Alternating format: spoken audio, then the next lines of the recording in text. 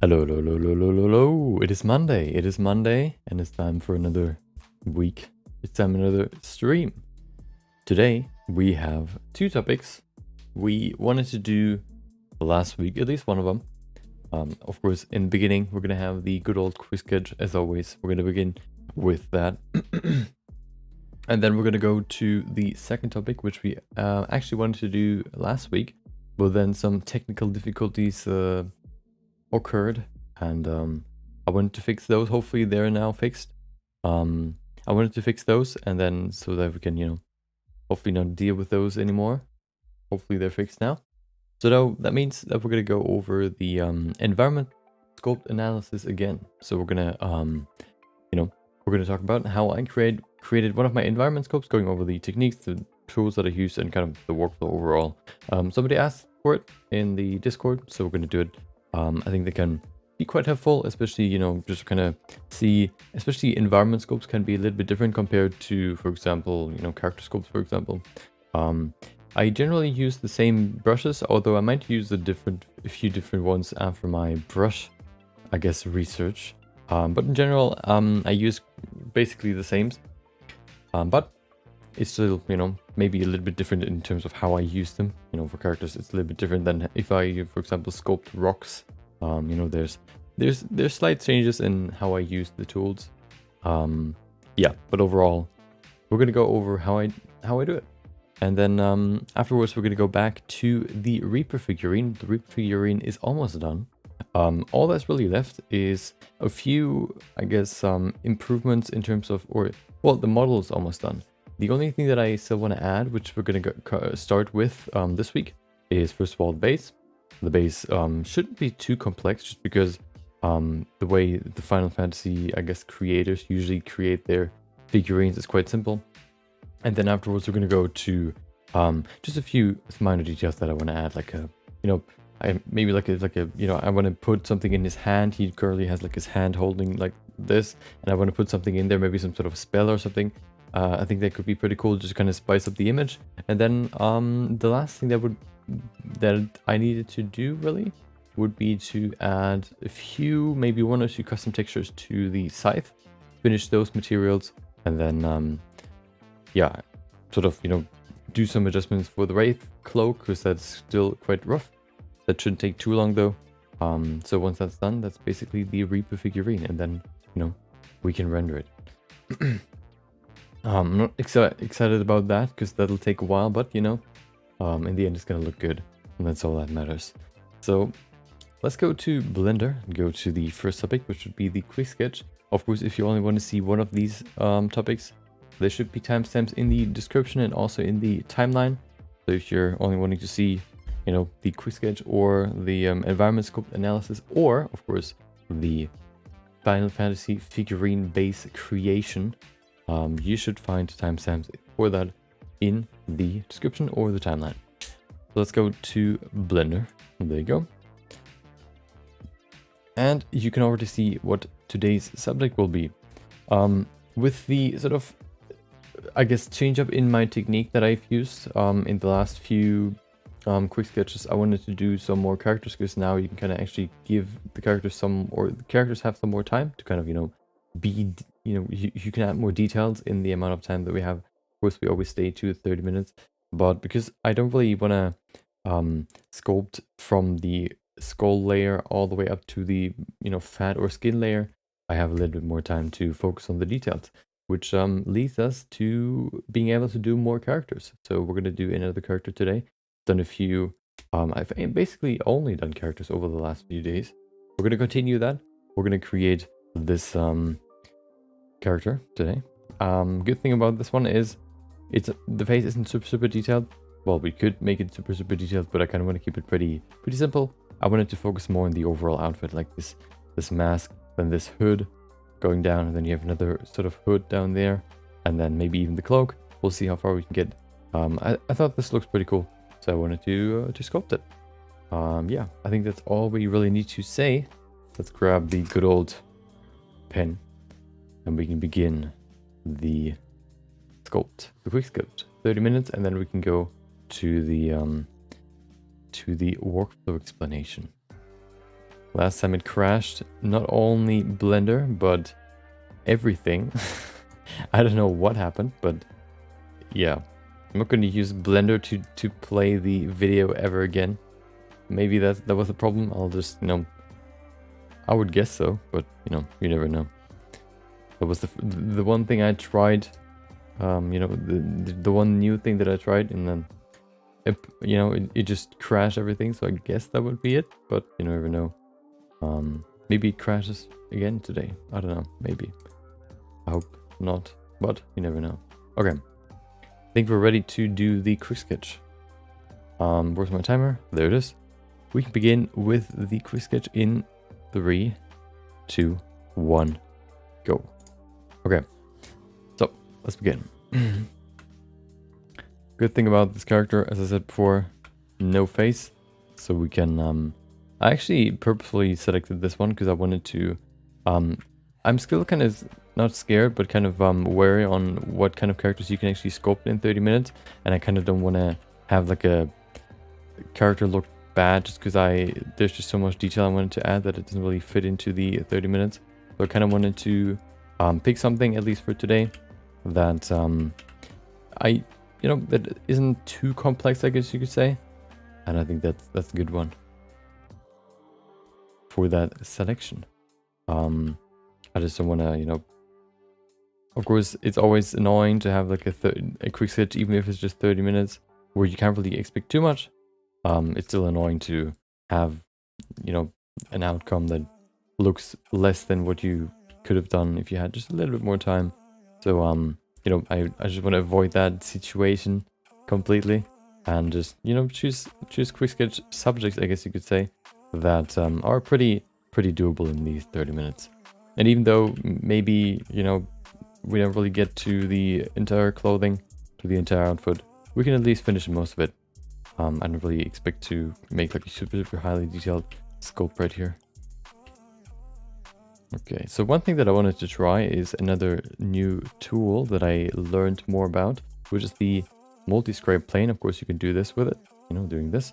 I don't want to use it for that. Oh, well, I will use it for that, but I want to do it a little bit differently.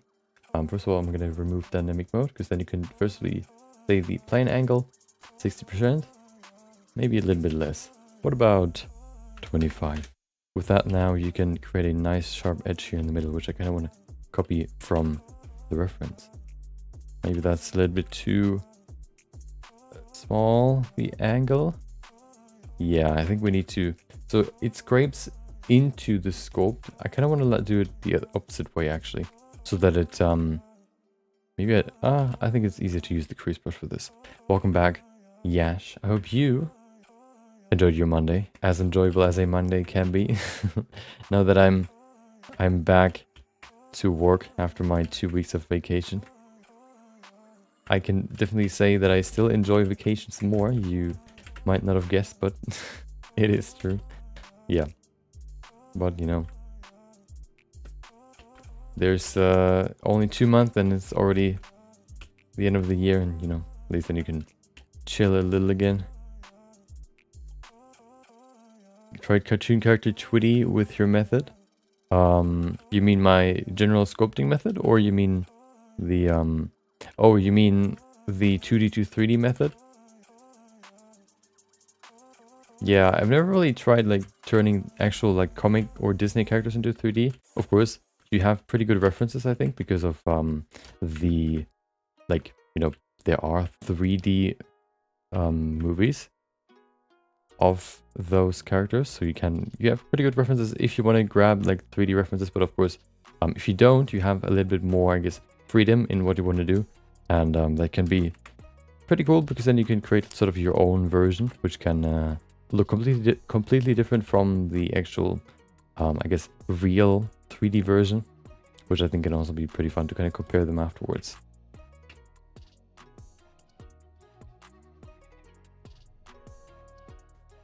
I'm gonna make the eyes a little bit bigger. I wanted to go in here and use the mask brush first, because otherwise it's always kind of annoying to always go and Control Z to create your different aspects of the face. Doing it this way, you can sort of you know, control, or you do it non-destructively basically, without having to remove, or without having to really, I guess, you can draw it in first before you basically remove it or sculpt it, which is pretty nice, especially when you want to place some aspects like the eyes, for example. There you go. I don't want to spend too much time on the face, so I'm gonna do this more quickly. We have the cheekbone right here. That then goes down into the middle, like this. We then go in here, add a little bit more, few lines right there. I want to make this sharper at the bottom. Yeah, maybe we'll do some, you know, some cartoon characters soon.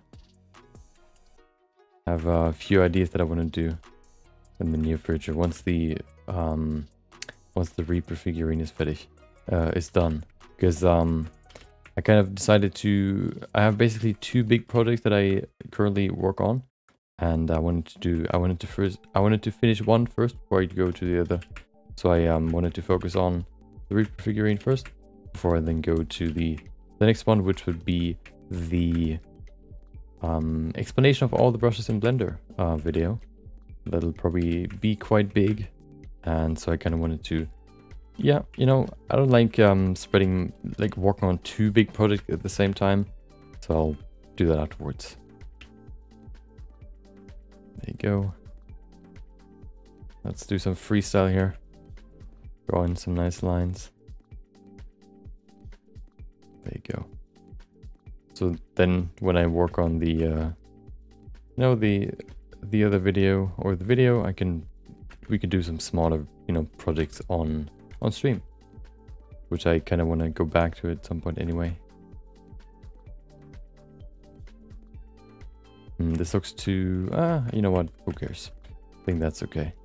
Let's go into the eyes, just give them a little bit more depth and resolution. There you go.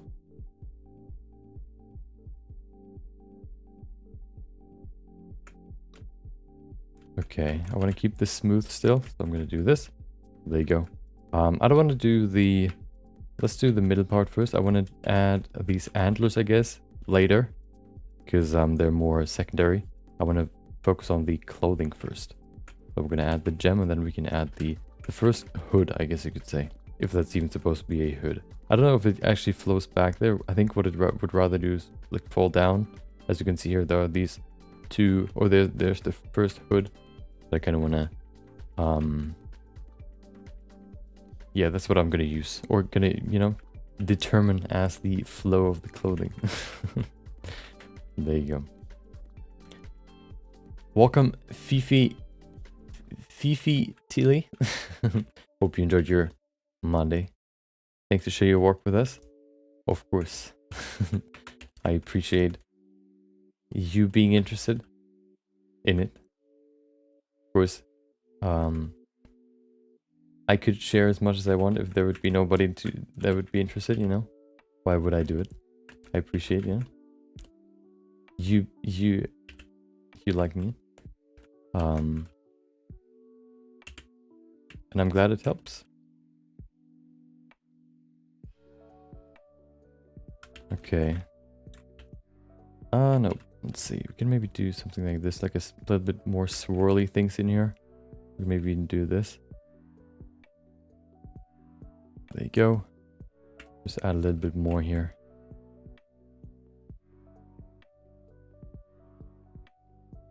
There you go. What's the work that you found helpful? I guess that's the best way to say it. What's the work that you've seen of mine? Lilo? Okay. Oh, it's French? Okay. I mean, my French isn't that great, but I think I have a pretty good intuitive, I guess you could say, French pronunciation. Or maybe it's just horrible. I never really had like I guess someone to judge me. But I can call you Lilo.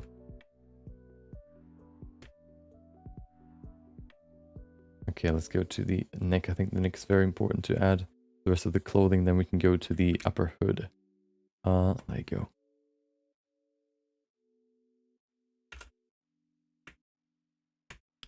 Zip. Perfect. Not too far down. Okay, perfect. Then we can pull it forward. Okay. Let's do the sides first. Okay. And then let's give it some three-dimensionality.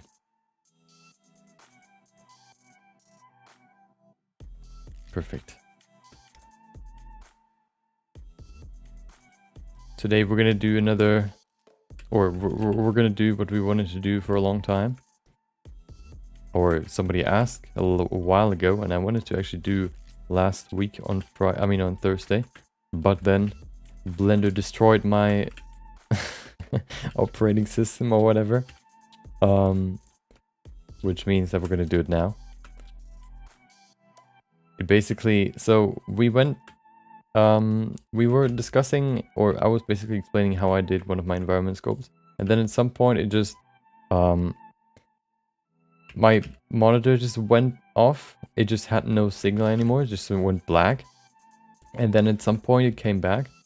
And everything was basically... everything just closed. My windows, my normal like windows, like my folder for example, didn't have like a border anymore. So I couldn't see the X to close the window. Couldn't see the one to minimize it. All that was gone. And then I discovered that OBS also crashed for some reason.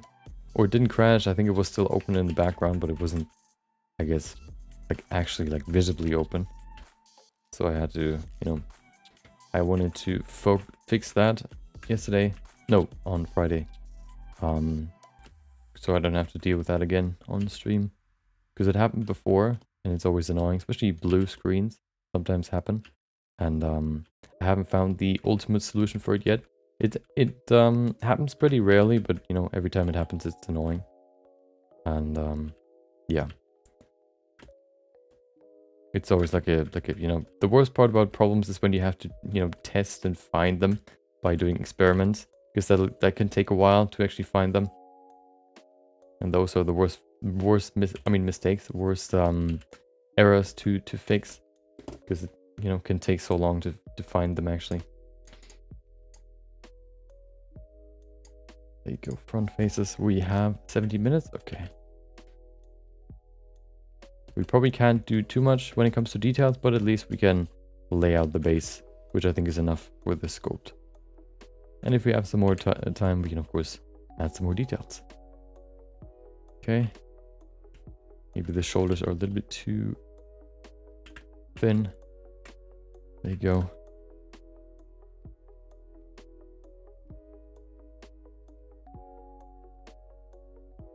I'm actually gonna not smooth anymore because I like the structure that it creates. You can see it's pretty rough down there as well, pretty wild. So I kind of want to keep that here too. I'm trying to not smooth anymore. Sitting here, eyes wide open. Don't smooth. It's like SpongeBob not trying to drink the water. I don't need it. I don't need it. There you go.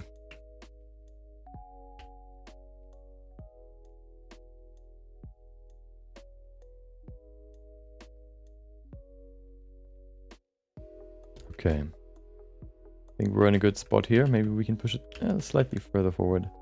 Just a little bit. There you go. Okay. Yeah, no smoothing. Okay, let's create the clothing, the armor. It seems like down here it looks more like a body armor, very close to, or very close to, I guess, the body shape. So it kind of keeps the structure of the shoulders, it keeps the structure of the arms, even the chest. All that stuff is still visible. It's close to the body, and I think we can respect that in our sculpt too. That's why I actually sculpted the the body, I usually like to sculpt the body before I add clothing, just because then you kind of know how, you know, tight the clothing, I guess, can be. How close to the body. In my opinion, at least, it's easier to do it that way. You probably don't have to, but I just find it easier. Let's do a...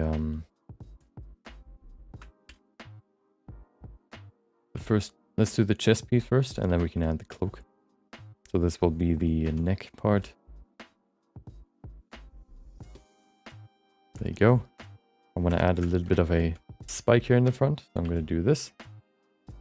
There you go. We can maybe even use the crease brush to just kind of detail it. There you go. Perfect.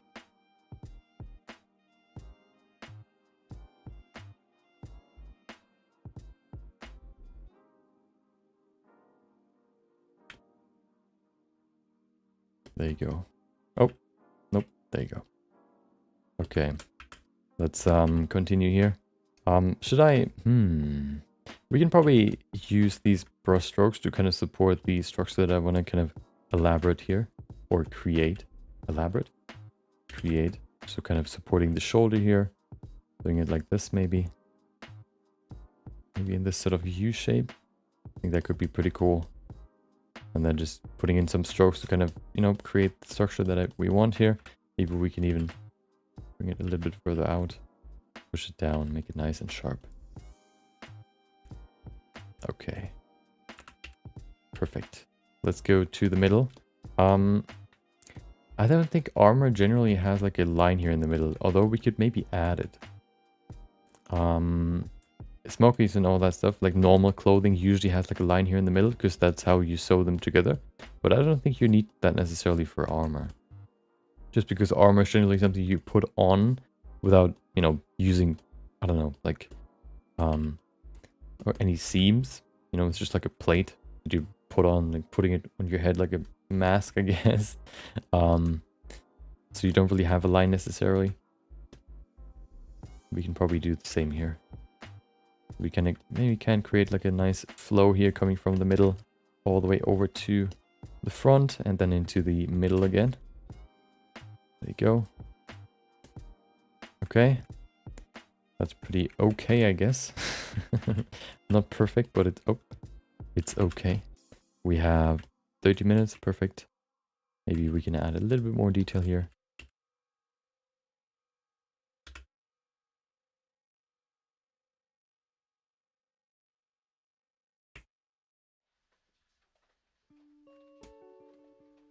Just a little bit.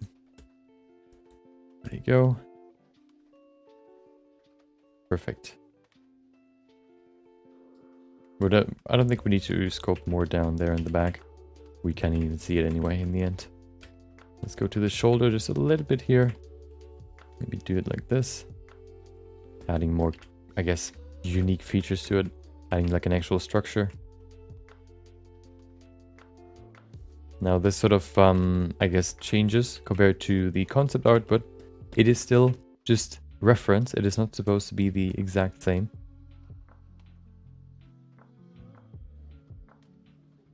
Okay, let's add the first cloak. I kind of want to push everything a little bit higher. I think if you have like a plate armor on, it might probably be a little bit closer to your head. Let's push it a little bit higher. There you go. Perfect.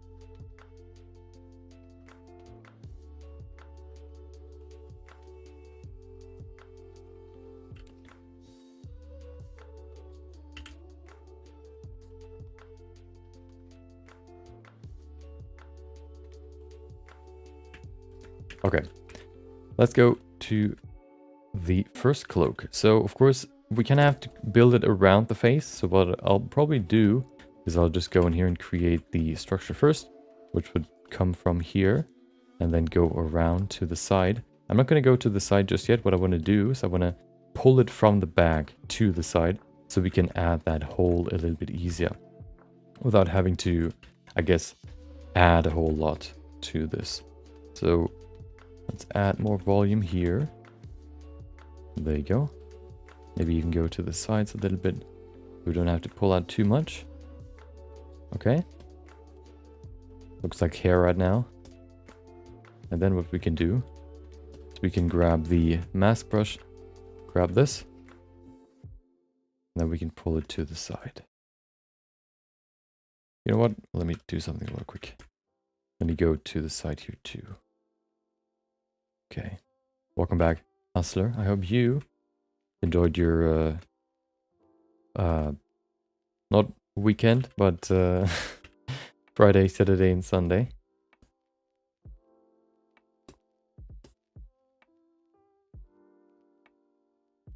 Hope you, yeah.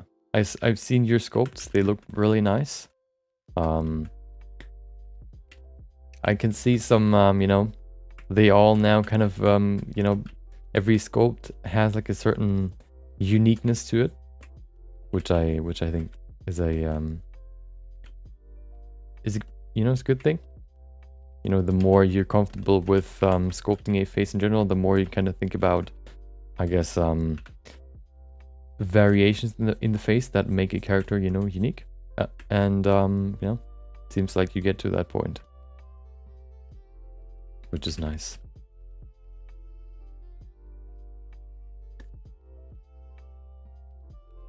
Okay, let's see if that actually works. So I'm gonna grab it now with my mask. I mean, with my snake hook. Well, maybe that doesn't work. If you pull it more to the side first, yeah, that works. Okay, we can't. Unfortunately, we can't really do more here now. When it comes to here in the back, we kind of have to just let it be there. Let's see if we can actually shape it the way that I want it to be. It might be very, very thin now. Maybe I need to do a few changes here. Hold on. Let's increase the magnify, maybe to 1. Let's see what that looks like. Because then we don't lose volume, which is exactly what I wanted. Problem is, I think if we pull it in a certain direction, it just deforms in a weird way. It might be better to just sculpt, like add a whole lot of volume here to the side, instead of trying to pull it from the back. I think that might be better. There you go.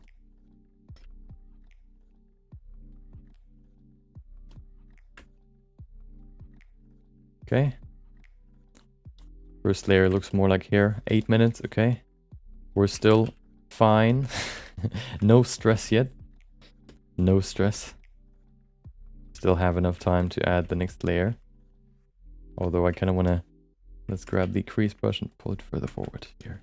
I also want to pull it further to the sides because I need some more room here for the cloak to actually look like a cloak. There you go, and then I want to pull it out. Remove it from the face or from the mask, whatever you want to call it. There you go. Okay, and then we can grab it.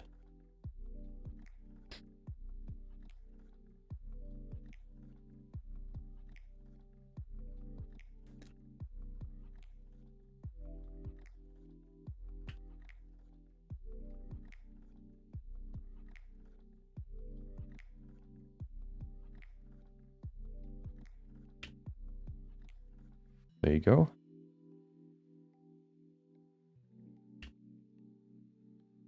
I think that is okay. It's not perfect, but it's okay.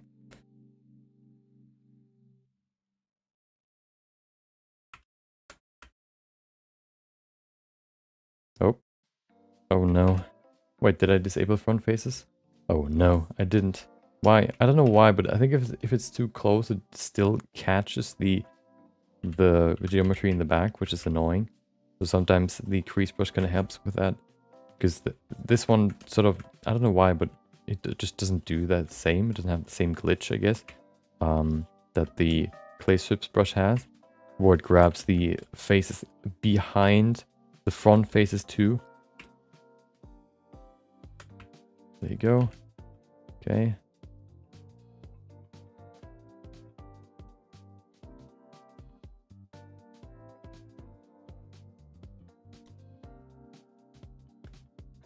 Perfect. Okay. Those are not intended.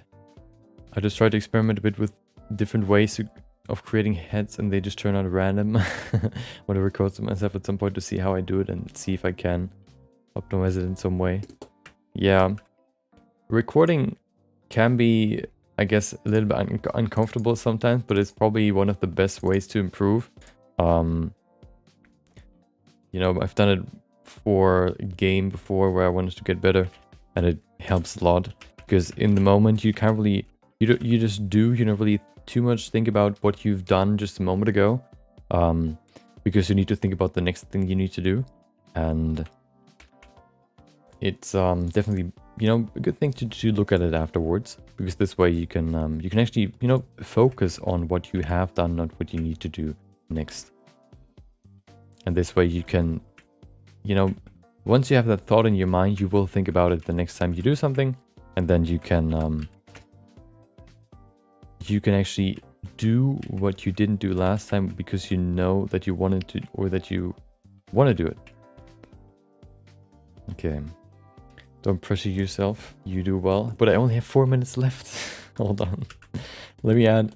Wait. Oh, we need the other cloak. The other cloak shouldn't be too hard, actually.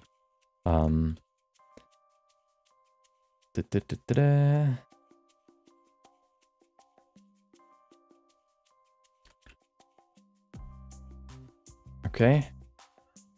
To the front, right there. Look at that. Okay, and then we have this badge right here. We're going to grab it and we're going to pull it backwards.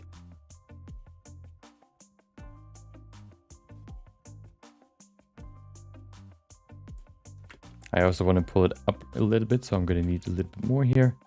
Just grab all this and pull it back. Oh, look at that. The magnify actually helps me here because it creates some more volume. Although I kind of want to not just, I don't want to let it float. Let's see. Analyzing the work you did today after a few days when you're clear-minded and detached can help you spot errors better and improve. Yep. It's a really good technique. You know what?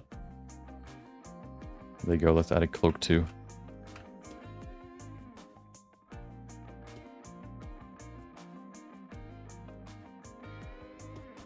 There you go. Easy. Okay. I want to keep the structure that is in there right now, so I'm just going to do nothing with it. But we can go to this one and kind of add a little bit more. Maybe at least remove some volume here in the middle, because otherwise it doesn't really look like another cloak. Or hood, rather. There you go. And then we can grab this again. And we can pull it upwards. And inwards. Let me remove this real quick. Maybe set it to 0.75 so we don't get too much volume here. There you go. Not too much, just like this.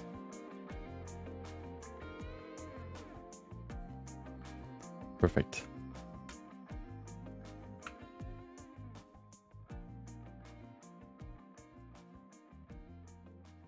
Okay. We have 2 minutes. Oh no. Okay. Do we have front faces? We do not. So I destroyed... No, I didn't actually. Nice. I almost destroyed my sculpt. Let's go in here. Add a little bit more there. Go in here. Add a little bit of a fold right there. Because it's sort of, you know, lying on top of each other. There you go. Maybe even do this. I'm going to show you the new rendering technique that I've used in the last few sketches, if you haven't seen it on my Instagram, Twitter, or Facebook. There you go. Let's see. Oh, we need one more thing that is, of course, the most important part of the entire thing, which is right here.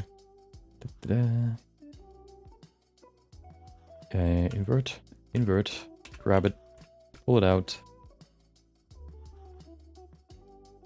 Wait. 0.5.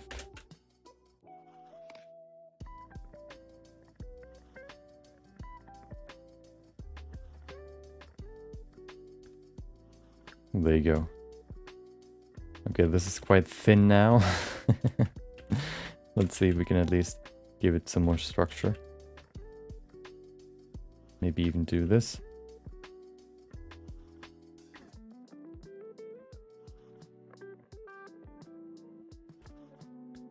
Oh, hello. I don't want to pull you to the side. Okay.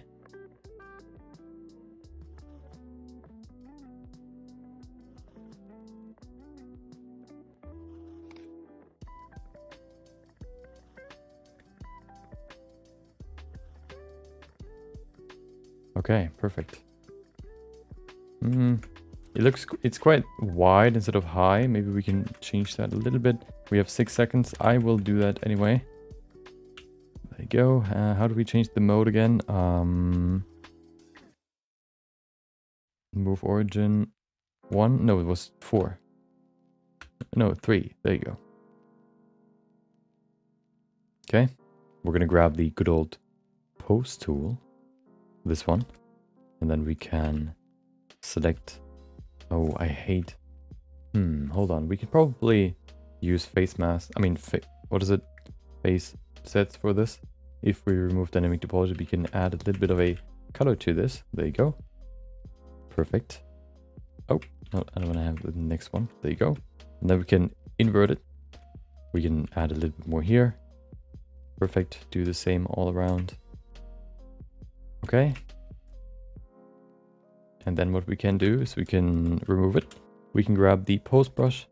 We can select everything. We need to set it to the rotation origin face set. And then it hopefully connects to the connection of the two. Oh, hold on, I misclicked. And then we can move them closer. We can also stretch them. If we set it to scale translate, hopefully we can just do this. I don't want to actually scale them. I want to squash and stretch them. There you go. Okay, perfect. Should we scale them a little bit, maybe? Whoa, why are you so long? That's cool. Yeah. Okay. We can also, which is really cool, which is useful, especially useful for clothing. If we go to cloth simulation, and then we use squash and stretch, we can basically simulate like a sleeve being pulled back. I'm going to show you what that looks like. See what it does. It kind of tries to simulate what it would look like if this would be cloth and you would push it downwards, or you would squash it together, which is really, really cool. I want to use that more in the future.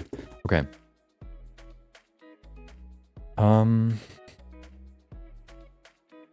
How can I remove these masks again? Oh, there you go.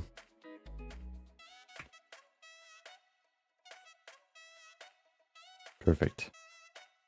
Okay. There it is. I actually want to remove this because I want to add another, geometry in here. Wait, there you go. Let's move the eyes a little bit so I can add the actual eyes. Okay, that should be good enough. Go back here. Okay, save it. Perfect. How's your vacation so far? My vacation is over. The 2 weeks are over. Now I'm back working. I basically continue what I've left 2 weeks ago. But at least it's almost over. It was quite a, I guess, boring topic. But what can you do? Sometimes, you gotta just get through the boring stuff to get to the cool stuff. But at least, hopefully, or maybe I can do another 3D project at work, which would be pretty cool. It's a small one, but better than nothing. Shift A4. Yeah, it's no, you just have to press 4 while you're doing the dynamic, I guess, selection thingy. Why are you so long? That's what she said. Wait, shouldn't it be, why is it so long? I guess you could say both. So fast. Yeah, you can see 2 weeks can go by so fast. Okay. Oh, let's use a plane. Interesting. No, let's actually use a sphere. I think that's better. Oh yeah. There you go.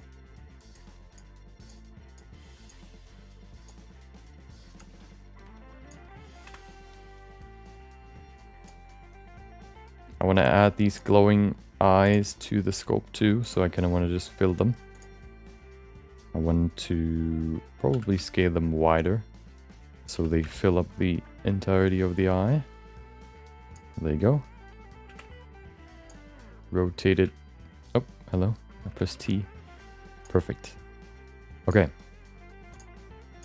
Let's go to the next part. The rendering.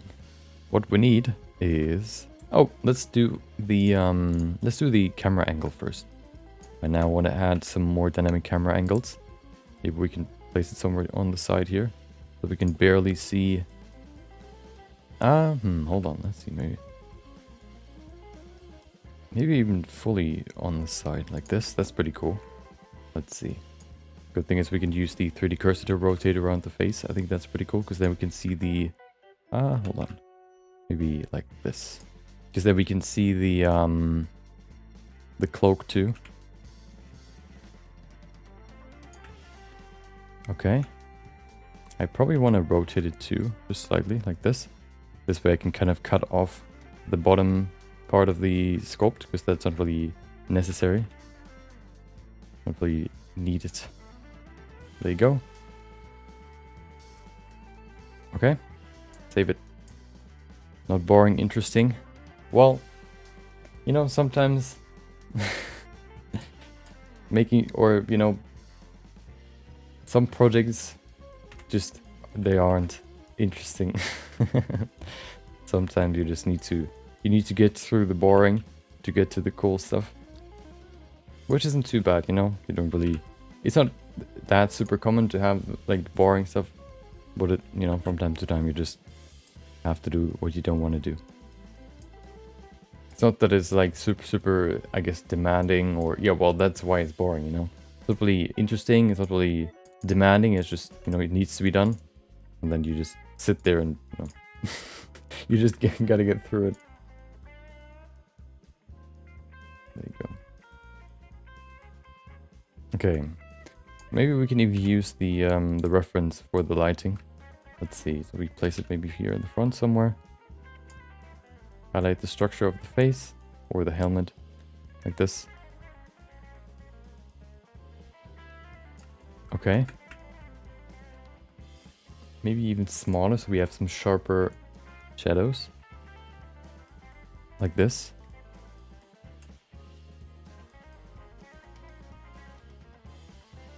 Okay. Let's do the next one. Wait. Let's set it to... Oh, hello. There you go. Go to the world, because I want to set it all the way to black. I don't need any environment lighting. Let's go back here. Oh, hold on. I need to set this to black too. No, we're going to change the color anyway. Okay. So this one's for eyes? I think so. We don't need you. Let's go to the next one. That's the color. Then we have is that the fill light? Yeah. Then we have, no, the rim light. We need one more just to kind of lighten up the shadows.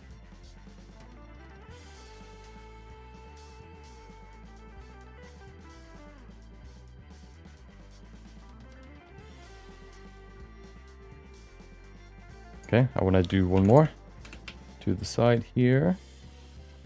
Okay. I think that's pretty cool. We have some darker shadows right there. And we have also have some very bright spots. Then the last part is we need a material. Let's grab the good old quick sketch material. And then we also need the material for the eyes. This one will not be just pure plain black. It will actually have a color. There it is. Oh, that's the wrong one. I want to go in here. Nope. I want to go in there. Okay. Yeah, that's how quick 2 weeks can be over. But, you know, as I said, if you, I don't know, a week ago or so, next, or, you know, basically only like 1 month or so, then we already have Christmas again. And then there's another few weeks of vacation. So, you know, the end of the week is always nice because usually I don't really use that many of my, I guess, vacation days. In the first half of the year, I usually use them in the last half. So I have way more free time in the last half than in the first half. What I usually do is oh yeah, hold on. Before we do that, let's go to the color. What I like to do now for these quick sketches is I like to add a I like to add the rim light first, just somewhere on the side here, to add a little bit more. Let's go to this side.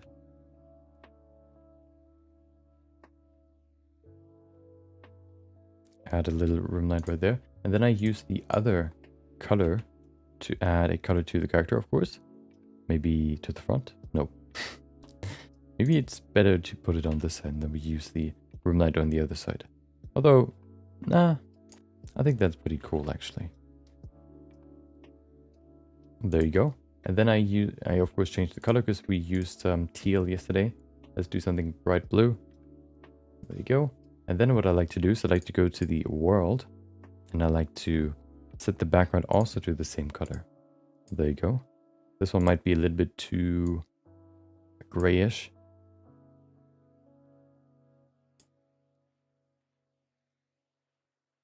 I don't know why, but for some reason it doesn't copy the color completely, which can look kind of weird sometimes. It's a little bit darker than I might have wanted to, but I think it's still okay. We can maybe even copy this and duplicate it to here too, just kind of highlight the side more so it kind of separates itself from the background some more. And then one more thing, we need to add the shader for the eyes. We don't need this, we only need a emission shader. Put that in there and use the same color that we use for the background. Hold on. Oh, just copy this next color and paste it into the eyes. Perfect. Strength can probably be higher. Yes. Okay. Okay, I don't want to make it too strong because then the glare node will act up. Will basically make it glow incredibly strong. And I don't want to deal with that. I'm probably going to set it to 10, should probably be enough. There you go.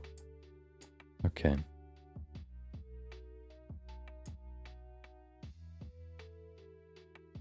Okay. Then let's go to the render and do the first quick render, let's say.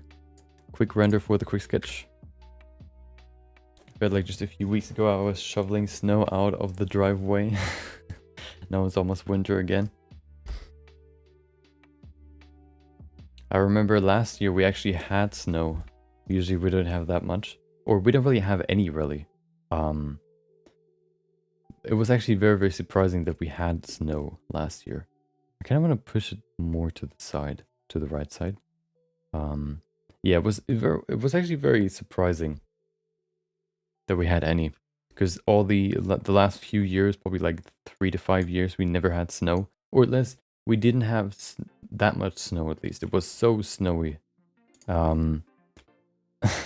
We never needed to, I guess, shovel, like, unearth our cars because there was so much snow.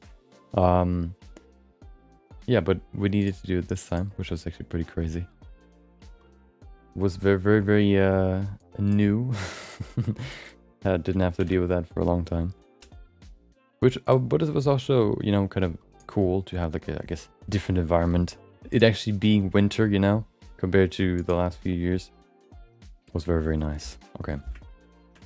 I think this is okay. It's not, of course it's very rough, but, you know, we worked on the entire clothing, not just the face. So, you know, it is what it is.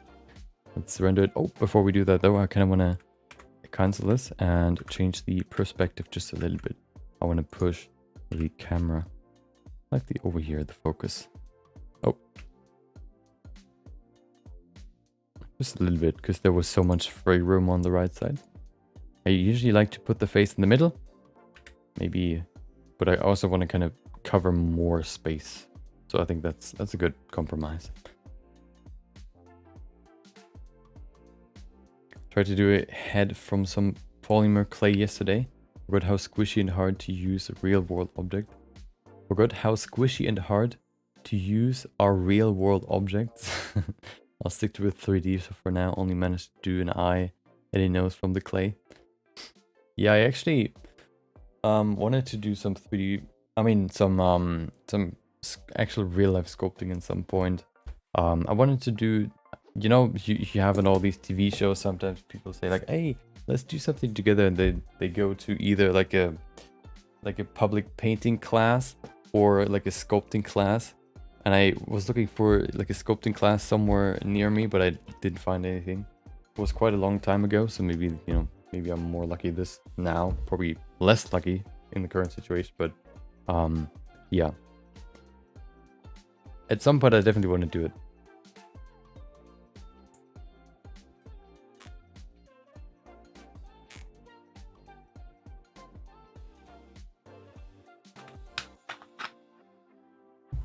Maybe we could sculpt with chocolate so we can actually eat it afterwards. Is there anything else that sort of melts that way that you can eat except for, you know, chocolate? Caramel maybe? Caramel sculpture? I guess with caramel you have to be even quicker. Or liquid glue. Is that called liquid glue? I can't remember. I think so. There you go. Quick sketch number 260. Perfect. Toffee sugar. Burn some sugar in a pot. Yeah. Today we're gonna sculpt. We have this jar of sugar, so let's create the material first. And then use it to sculpt a character. This will be today's quick sketch. It'll take 8 hours. So not that quick, but you know, it's still a sketch, I guess. It is a sketch if you want it to be a sketch.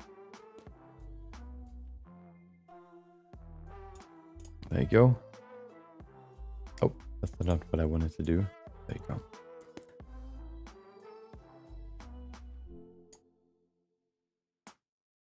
Okay, let's do some quick post production. PP.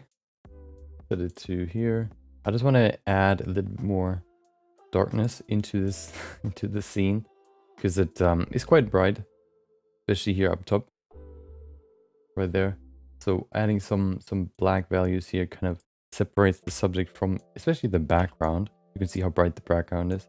So if you don't have too much, I guess, value difference from ranging from black to white, it can kind of get very washed and you can't really see the structure that well. So I like to add the selective color correction. There you go. Okay, I don't think we need to do more. Maybe we can add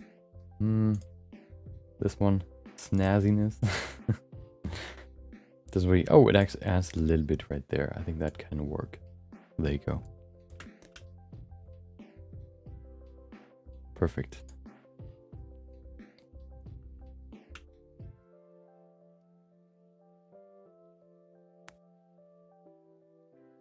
Every time I see today's thumbnail, it looks like some sort of reunion photo of two mates standing next to each other taking a selfie. The Reaper and the Wraith. Especially because the Wraith already looks like he's smiling because he has like a skull shape. Wait, why is it called JPEG? Oh, wait, let's do it again. Because I clicked the other image, this one. Hold on, I'm going to show it to you in full size in just a sec.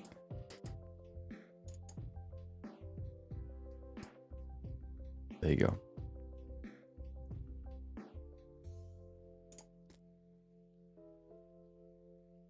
Wait, I can show it to you on Discord, can I? Yeah, there it is. Look at this. Hey!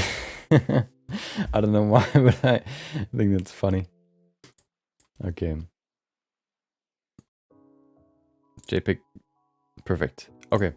It is time for the good old compilation. 3 minutes, and then we're going to go to topic number 2, which is we will, as we started with on Thursday last week, we will go over my techniques, my workflow, my tools that I use to create one of my environment sketches.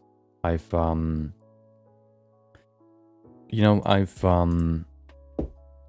created a few of those, and I think the one that is the most detailed, I think it's the best example of how I, create one of those. So we're gonna go over that after the compilation, and then afterwards, once we're done, we're gonna start modeling the base for the Reaper figurine model. I don't want to make the base too complex. I've grabbed some references as to how Final Fantasy or Square Enix created, I guess, figurines before. The base is already, or always kind of have the same style, so I kind of want to, of course, stick with that, and then add a little bit of an environment on top. And then, yeah, that's what we're going to do today. We're going to do the compilation 3 minutes, and then we're going to go to the first topic. Enjoy the compilation. If you haven't already seen it a million times, get some water, drink something, stay hydrated. I'm going to see you in 3 minutes.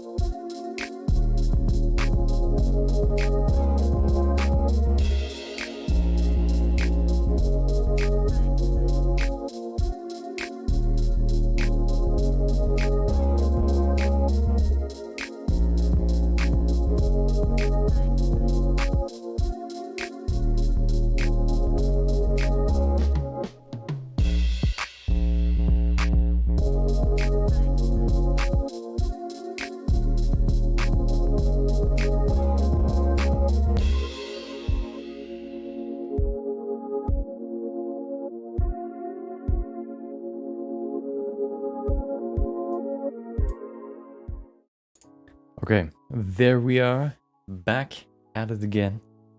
3 minutes can be over so quick, if you consider how quickly 2 weeks can be over.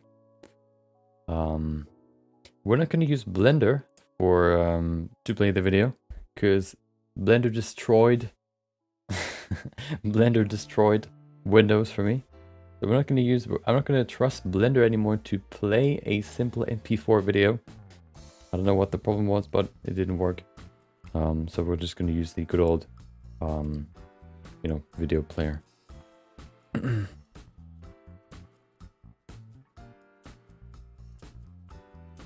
Okay.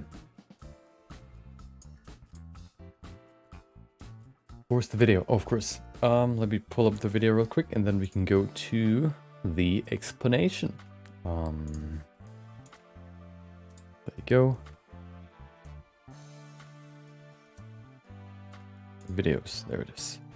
So which one was it? I have so many recorded quick sketches. I need to find the one that we're gonna look at today. I think it's this one. Oh, there it is. Perfect. Okay. Perfect. Can we actually, I think we can increase the speed. You can't see what I see. Give me a sec. Oh, there it is. Speed. Faster. Okay, seems to be about twice the amount, maybe 150%. We can skip ahead so it doesn't, it's not too bad. Okay, there it is. Okay, hope everybody's ready. Get your get your notes ready. Get your note blocks out.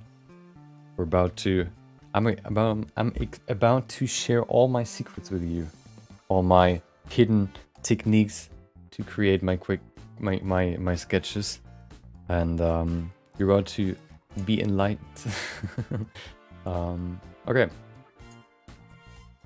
there it is.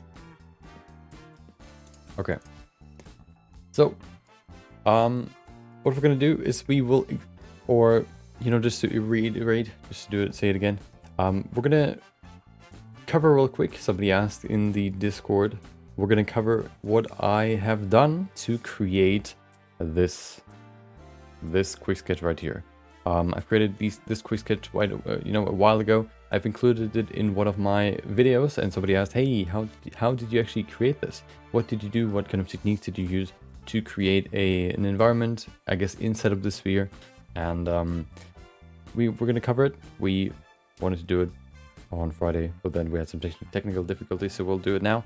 We're gonna go over what I did, what techniques I've used, what thought process I have, my workflow from step 1 to step 100, and what tools I use to create this. It's pretty simple actually. I don't use too many. I probably use like 7 or so. We're gonna go through which ones I use and how I created this and what I thought about when I created it. So let's begin right here. We're starting with a sphere. Of course, if you want to create an environment in a sphere, it's easier. It's the easiest way to start with a sphere, of course. We can see right here. Blocking out the environment first is basically the first goal. So all I really do here is I lay out the overall environment. As you see here, I kind of lay out, well, this is supposed to be the door. This is supposed to be the stairs that we have here. But this is basically the sketch that I'm working with, so I can add some more to the sides. I have some more, I guess, room where I can add, and I want to add some more, I guess, of my own ideas. You can see right here, just going in and blocking out basically the basic shapes of the sketch. I do that as long as I need to until I'm happy with the result. I don't really think about any details right now. All I think about is what the general shape of the sketch should look like. That is basically the that is the most important thing for any sculpt. If your sculpt doesn't look good in the beginning, it's not going to look good in the end. So, for example, what you need to think about, for example, well, it's probably the easiest to explain for bodies or for characters. If your character has bad proportions, if your character has wrong proportions, and you want to create a realistic character, it's not going to look realistic in the end. So you have to make sure that the block out, the basic proportions and shapes of the character look good before you add stuff like the individual muscles, kind of separate all of them, adding maybe even pores, stuff like that. Doesn't really change the shape of the character. It only really, enhances, I guess, the detail. It doesn't really, it doesn't really change the shape. What I'm looking for here is basically defining the shape of everything. As you can see here now that I'm happy with this version right here, I think, okay, well, I think the block art looks pretty good. Let's add some more detail. I go from 20 resolution, constant detail, dynamic topology. What a sentence. I go to 50 because I want to add some more detail. I could maybe work a little bit longer with 20, but it's just easier for me to do it with 50. I usually go from 20 to 50 to refine the shapes. So 20 is for blocking out, 50 is to refine the shapes, and then 100 is to add some smaller details. That is usually my workflow. If I want to go really into detail, I would add one more, maybe go to 150, or maybe even all the way up to 300 just to add, you know, as many details as I really want to. I'm not going to change big shapes with a resolution of 300, first of all, because my PC would then crash, but also because that's not really the purpose of like a, you know, detailed resolution. So now after refining the stairs, do the same for everything. Basically, I smooth everything out a little bit. I also add, you know, I add this railing here on the side for the stairs. I also remove some more on the side here because I want to make this left side more of like a cliff side. With some rocks, just to kind of add some more asymmetry, I guess you could say. The right side is more supposed to be like a slope, and this one is more supposed to be like a cliff side, for example. This way I wanted to add the sort of railing there too, the sort of stone wall supporting the structure of the stairs. So now I kind of just block out the stones. I guess you could say, you know, sometimes if you want to refine some shapes, you also block out smaller shapes. For example, with 20 resolution, I couldn't really do what I do right now, for example. I couldn't really do what I've done here, kind of sort of sketching out where these rocks should be. Right here, you can see I've added some rocks there with the crease brush. I couldn't really do that necessarily with 20 resolution. So now I block them out with 50 resolution, and then with 100 resolution, I add more detail to them. So far, I've only really used the clay strips brush that you can see right here. The clay strips brush is probably the most used brush that I use anywhere. I don't think I use any other brush as much as I use the crease brush. The second brush that I use all the time is the crease brush. Crease brush is very useful for adding creases, of course, but also to refine details. The crease brush is basically a combination of the draw sharp brush and the pinch brush. So what it does is it not only creates like a you know, it doesn't only just cut into the sculpt or into the surface, it also pushes it closer together, it pinches it together, which creates an even sharper, I guess, your crease basically. Welcome back, T-Apocalypse. Hope you enjoyed your Monday. Welcome. So now we go to, yeah, we're going to refine some more. You can see here how I use the crease brush to not only add but also remove some stuff to kind of refine all the shapes right here. With the edges, for example. Oh yeah, the good thing about the crease brush is also you can not only basically refine like inwards angles, I guess, you can also refine outwards angles, as I do right there. Because of the pinch effect. The pinch effect is really useful not only to create deep cuts, but also to create very sharp corners, because if you have like a round corner and then you pinch it together, you can probably think, you know, you can probably imagine what happens. You know, if you do this through like an edge, it'll be sharper in the end. And that's why I like the crease brush so much, to just refine all the shapes. If I need to add some more volume, I just use the clay strips brush, and then we refine all the shapes. I add a few more details like this stone wall, which would have been way too rough in 20 resolution, so I do it in 50, and this way we can add some more detail to the entire scene. There you go, pushing everything using the move brush, the grab brush. For me, it's I think it's G, maybe. I don't even know. I think it's G. You can pull and push geometry. This way I can fine tune my I guess you could say, my shapes a little bit more. You know, kind of, for example, add like a curve to the stairs. If I want to make small adjustments, small movements, or I want to shift some things around in small amounts, I guess you could say, I use the grab brush. If I want to move something way further, I use the snakehook brush. The snakehook brush is I guess has more strength, if you want to say so. The grab brush works basically in a way where it where when you apply the brush, you select the vertices underneath your or on your brush cursor, and then you move them somewhere. And the snake hook brush selects the geometry that is under the cursor when you apply it, and then it pulls out, it stretches the geometry underneath it, and then subdivides the geometry if it gets stretched too much, which creates more geometry, and you can create stuff like branches or I guess antlers or stuff like that very easily.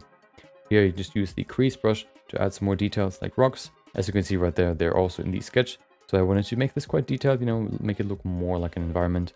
And one very important thing, I think the most important thing that you need to keep in mind if you want to make anything realistic, you want to create a realistic sculpt or whatever, the one thing that you need to always think about, it doesn't matter whether it's a shader, it's a sculpt, it is anything you want to do in 3D, there's one word you always need to think about.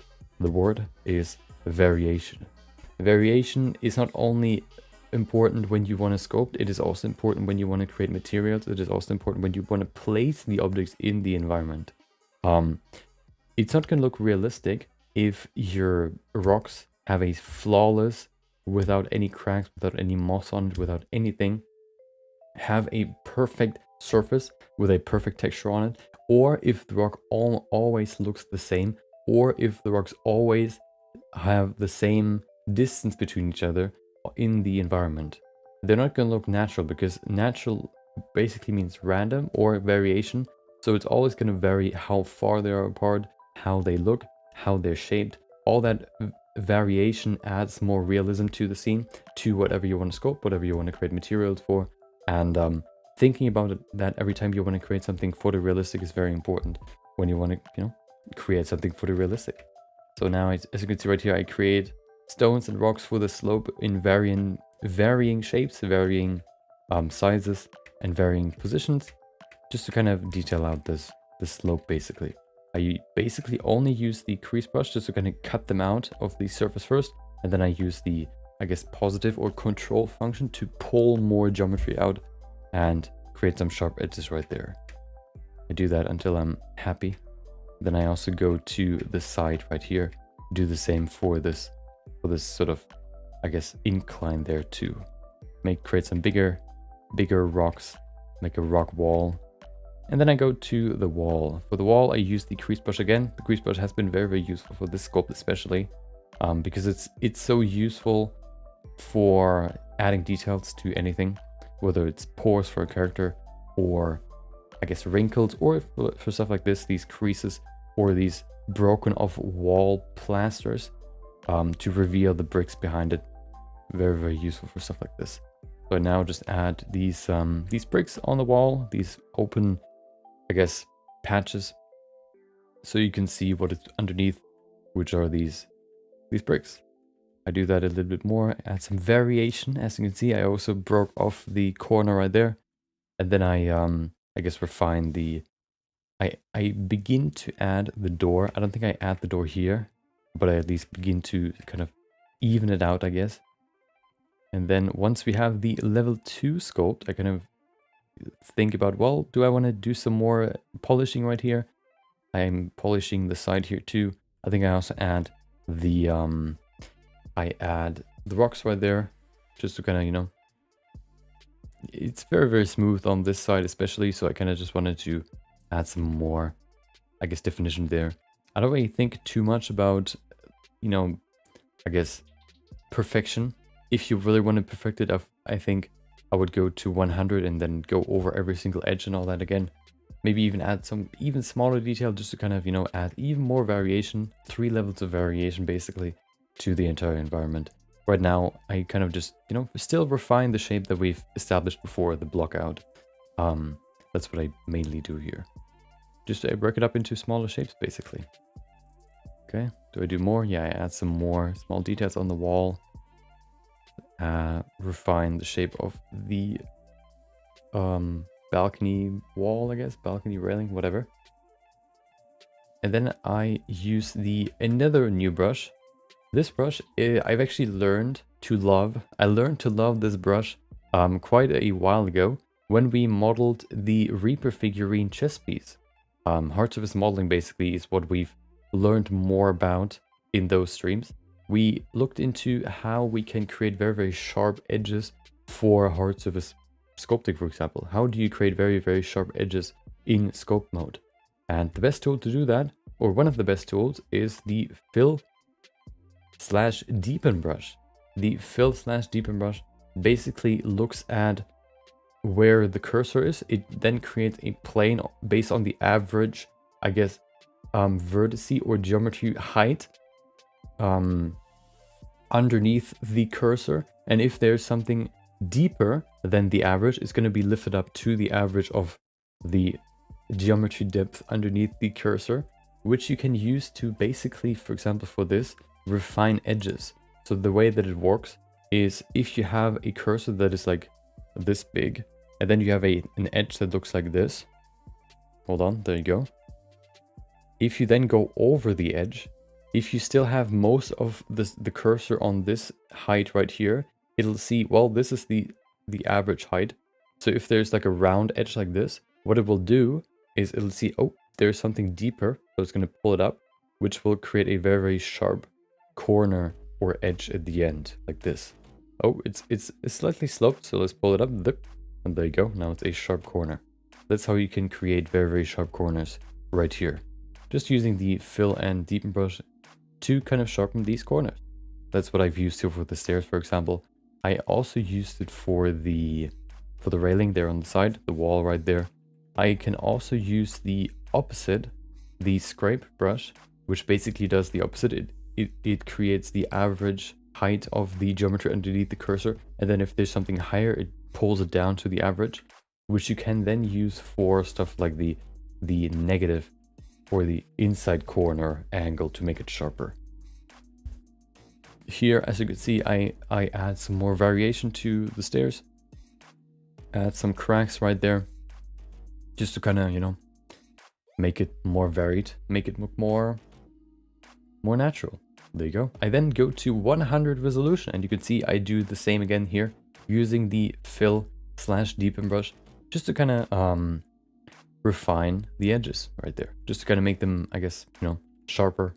And then I, you know, first of all, what I like to do with every increase of resolution is I like to refine the shape that I've established before with the previous resolution, and then afterwards I go into adding some more detail, or adding some more detail into the shape that I've detailed before. So I do that. I make these corners nice and sharp. There you go, kind of refining all these bricks to make them sort of distinguished from each other. Add some more resolution, otherwise it looks kind of blurry. Do that for all these bricks. So many bricks. Come on, how long have I been working on these bricks? Okay. There you go. I do the same for the stairs, so you can see right here how it works. There you go. I kind of go in there, and then I can just very easily just sharpen the edge right there. I can even do the same for this crack there, right there. I do the same not only from the upper side, but also from this side right here of the corner, so I can perfectly create like a sharp edge right here. There you go. I do that for every stair. Every stair? Yeah, I think so. There you go. Then I do the same for the wall right there, the railing. Sharpen. Kind of even out the ground. Do the same there. Just kind of, you know, make everything less blurry, more defined. Bricks the same. And then we already have a higher resolution sculpt, as you can see right there. It looks already almost like the finished result. We only have a few more things that I want to do here. After refining and adding some more variation into the surface, as you can see right there, it's not perfectly smooth anymore. It has some bumps in it, just to kind of make it look more natural, you know. You could say, well, steel is probably maybe perfectly smooth, except for maybe some very, very small scratches or surface imperfections. But for stuff like this wall plaster, it's probably not, I guess, applied perfectly smooth to the wall. There might even be some bumps underneath the wall, which makes the plaster look kind of bumpy. which is basically what I thought about when I, you know, added these bumps to the perfectly clean surface that we had before. Refining all these stones, rocks, not really too interesting. It's just the same technique over and over and over again, just using the fill and deepen brush to sharpen all that stuff. Smoothing and yeah, just a smooth. I use the smooth brush too, to just kind of smooth the surfaces between, I guess, sharp edges to, you know, create a nice smooth transition between the two, as you can see right there. Sometimes what happens with the fill and deepen brush, you can see it kind of creates like a, it makes the edge not look like this, like nice and 90, like a 90-degree angle. It makes it look sort of like this. And to kind of fix that, you can use the smooth brush to kind of pull the middle out again, like this, and create the, you can keep the edge right here, but you can kind of pull out the surface here in the middle, here and right there, more upwards like this, so that they're more straight. That's what I use the smooth brush for, in this sculpt at least. You know, smooth brush usually to smooth out stuff. And now we come to the door, as far as I can remember. I refine the edge right there, because of what I want to do to create a very, very nice, clean crease between the door and the door border, not door and border, but the door entrance, I guess, the wall, is I want to create a very, very clear crease between the two. I want to separate them very, very clearly. What I do to do that, as far as I at least remember, is I actually, oh, do I do it here? Maybe not. What I like to do sometimes is I like to create a crease not by digging into it, but by creating two volumes right next to each other. So I use the clay strips brush to create, I go over here to over this surface, which raises this up, and then go a little bit further to this side and add some more volume here. But because there's a gap between the two, there's a natural, very defined crease in between the two. So what happens is you have like a, everything is nice and flat, but then the higher you go, you can see there's like a crease building between these two hands, between these fingers, which is this deep, and it's basically like a natural crease. That's what I do like to do sometimes, to create these very, very defined creases. But for this one, I actually just use the crease brush to dig into the surface. As you can see right here, even these boards, I've changed the length so that they're not all perfectly the same length. Then I just refine the shapes. There you go. I think I then, oh, for the grass, I have, I guess you could say, two techniques. I like to use the snake hook brush to just pull them out. Basically, as you can see right there, just pull out some geometry to make it look like grass.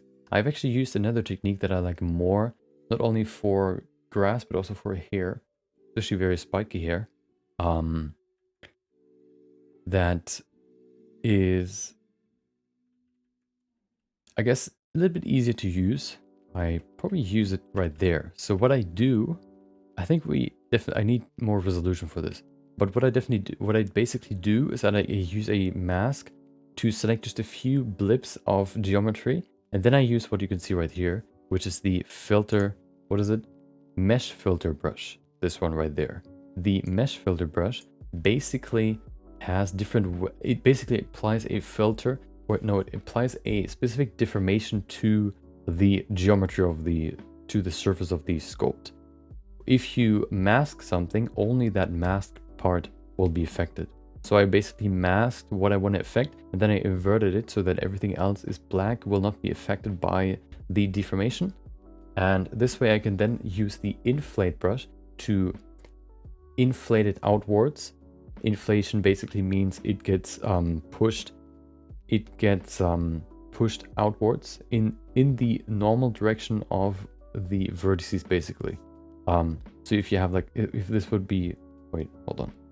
How could you show this? It's basically as if you have like a sphere that looks like this. If you want to inflate it, it's basically as if you would scale it. It would just kind of get wider. That's also what you can do here. If you apply the inflate deformation, it basically pulls out geometry, as you can see right here. So I select the mask, I then use the mesh filter, use inflate, and then if I left click and move to the right, I add inflation, and if I apply the deformation additively, positively, whatever, it gets pushed outwards. And if I use it and move the cursor to the left, it gets applied subtractively. So what happens is I use it to the right, so I use it additively, whatever. So I can pull out some, I guess, some grass right there. It's very, very rough. What I like to do to make them a little bit more detailed is I like to just use, for example, the simplify brush to add more geometry in a certain area. And then what I do is I like to do this, pull out some I guess, pieces of geometry, like to add some more resolution with the dynamic topology on, and then I drag it in a certain direction to make it look like some grass, I guess, some bushes. So I do that for a few steps right here. As you can see right there, I just add a few dots where the grass should grow out of. There you go, not too broad, because otherwise if it's just a brush stroke, it doesn't really look like grass. It needs to be like small blips right there, and then I pull it in a certain direction to make it look like a bush, I guess, some grass. I do that in a few spots. There you go. Doesn't need to be perfect. It's just a quick sketch. I don't want to retopologize this afterwards, so I don't need to think about, you know, the perfect topology. And then I just kind of refine a few more things here and there, and that is basically how I created the sculpt. It's not too complex. You know, the tools are not really what makes a sculpt great. It's more how you use them that makes them, you know, that makes a sculpt great. You know, the tools that I use are pretty simple. There are some tools that we could maybe use in the future that would make these sculpts maybe a little bit easier. But overall, I think that's all you really need to use. There are a lot of sculpt tools in Blender that are very, very niche. But when you get into that niche, when you actually want to, when actually the brush is the most effective way to create something, it actually is the best way to create something. You know, they're very niche, but in their niche, they're very, very effective. So don't, you know, I always thought like, well, you don't need them, you know, but if you actually, you know, if they're actually useful, then you should use them because they're so effective in what they do. Okay, there you go. I just add some more variation here to the ground. Maybe add some sort of path where people usually step on. It's of course more erosion, I guess you could say. It kind of works the surface a little bit more, and then I, you know, finish up the sculpt by refining the edge. And that is basically the finished sculpt. Yeah, pretty, you know, in terms of the workflow, it's pretty simple. Nothing too crazy. Going from block out to refining the shapes and adding some 50 resolution detail, then going to 100 resolution, refining the 50 resolution details, and adding some even smaller details to then, you know, finalize the sculpt basically. That is the entire workflow that I've used for this environment sculpt, environment sculpt. And yeah, I like to polymodel to block out and sculpt for details. You can do that too. I like to just sculpt because it, you know, feels very, very intuitive and natural. But you can also polymodel to block everything out. I think I've seen both being used. Would be nice if we have decent face paint in Blender. Do you mean like face mask, or do you mean, what are they called again? Hold on. Where am I? There you go. Do you mean these things? Face sets like this? Okay, apparently it doesn't work. Oh, no, wait, what? Why can I? Oh, I need to disable dynamic topology. There you go. Do you mean these things, or do you mean what is it called again? Vertex paint? Yeah, vertex paint. Yeah, I mean, we have decent vertex paint. The problem is Blender can't handle huge amounts of huge amounts of vertices. And if you want to create very, very high resolution sculpts, or if you want to create very, very detailed vertex paint, you need a high resolution of vertices. And if you can't have that, then you can't have good, highly, or vertex paint with high resolutions. That's, kind of annoying, but maybe, maybe Blender 2.93 LTE or whatever, the new version of Blender, at least makes it a little bit, a little bit better. the tools and shortcuts are whack. I've used it too much, but I've never had any issues. Yeah. First of all, welcome CMDR Lego robot. Hope you enjoyed your Monday as much as you can enjoy your Monday. Yeah, it's it just looks this good in ZBrush because you can have so many more vertices. For example, I can show you how you can use vertex paint very effectively. So if you want to, for example, create an eye, let's do it real quick. If you want to create an eye, you can use a UV sphere. There you go.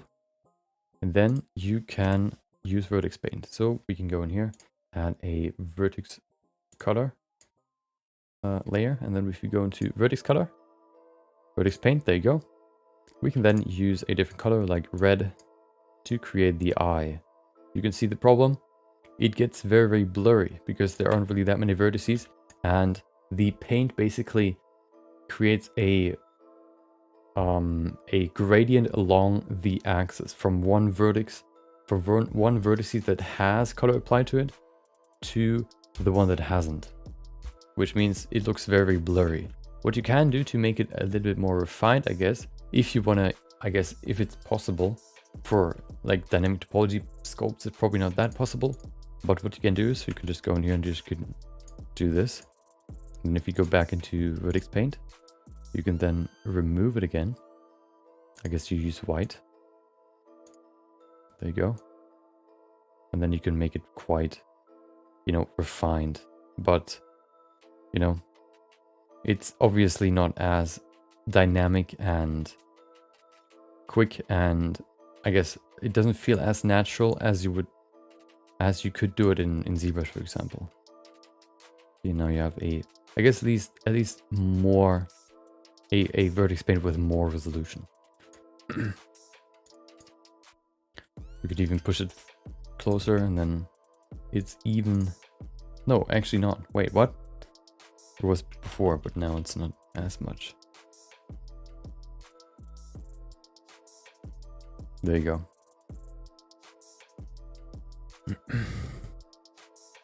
On Twitch, because mobile. Oh, I guess you're yeah. I was kind of thinking that while I was reading it. Lego robot. Lego. It's whack. Low poly models. I just use materials and assign them to faces. Yeah. I mean.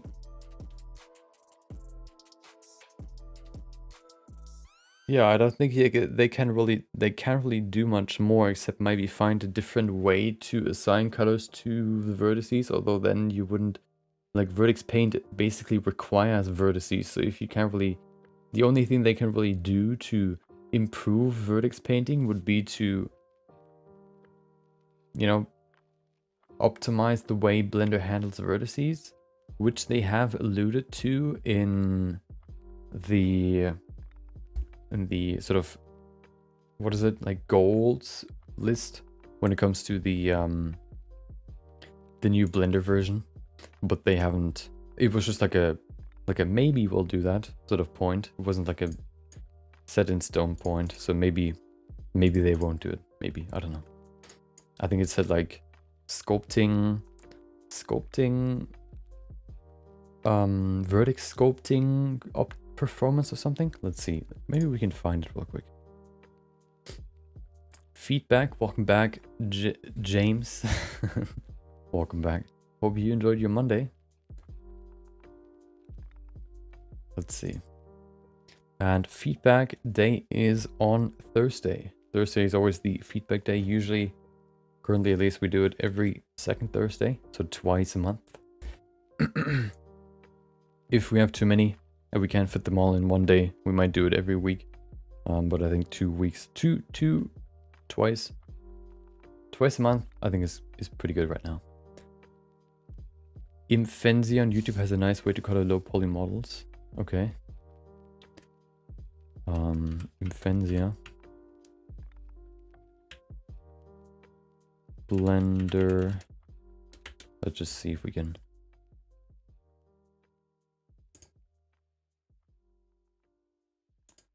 I don't want to model it, I want to color it.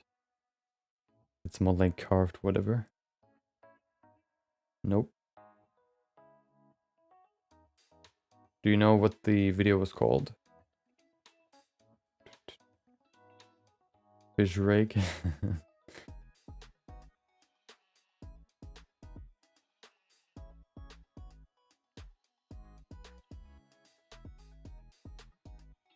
Let's see. I guess it's maybe it's always part of this, of their modeling series.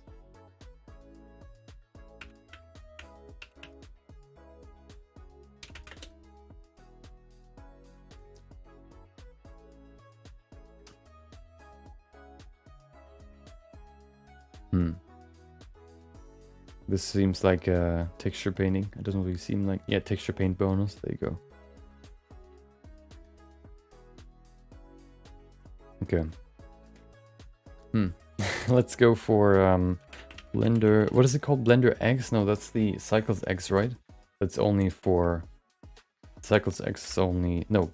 Yeah, Cycles X is only the improvements to the render engine. What is the other...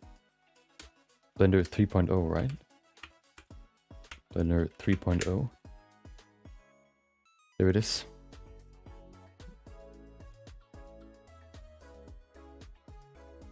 Sculpt paint texture. The voxel remeasure shading mode is now automatic depending on the object's flat smooth shading options. Texture paint, better syncing between texture slots and editors. Texture paint stencil now used, okay. Weight paint grading tool now has its fall of exposed. Oh no. Okay. Doesn't really seem like there's a lot for sculpting. Maybe in I don't even know. Sculpt paint, what is it? More features? Ah, those are some sick features. Hell yeah.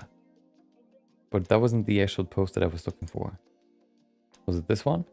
I think it's this. No, it's not this one. 4.0. Oh, 2024. Oh no. New numbering after 20 years. Okay. A new era for Blender. Like at some point it's just easier to just UV and texture paint. Yeah, especially if it's low res. I mean, if it's low poly, it's so easy to just create good. It's so simple to create good UV maps that you know, texture painting is just easier.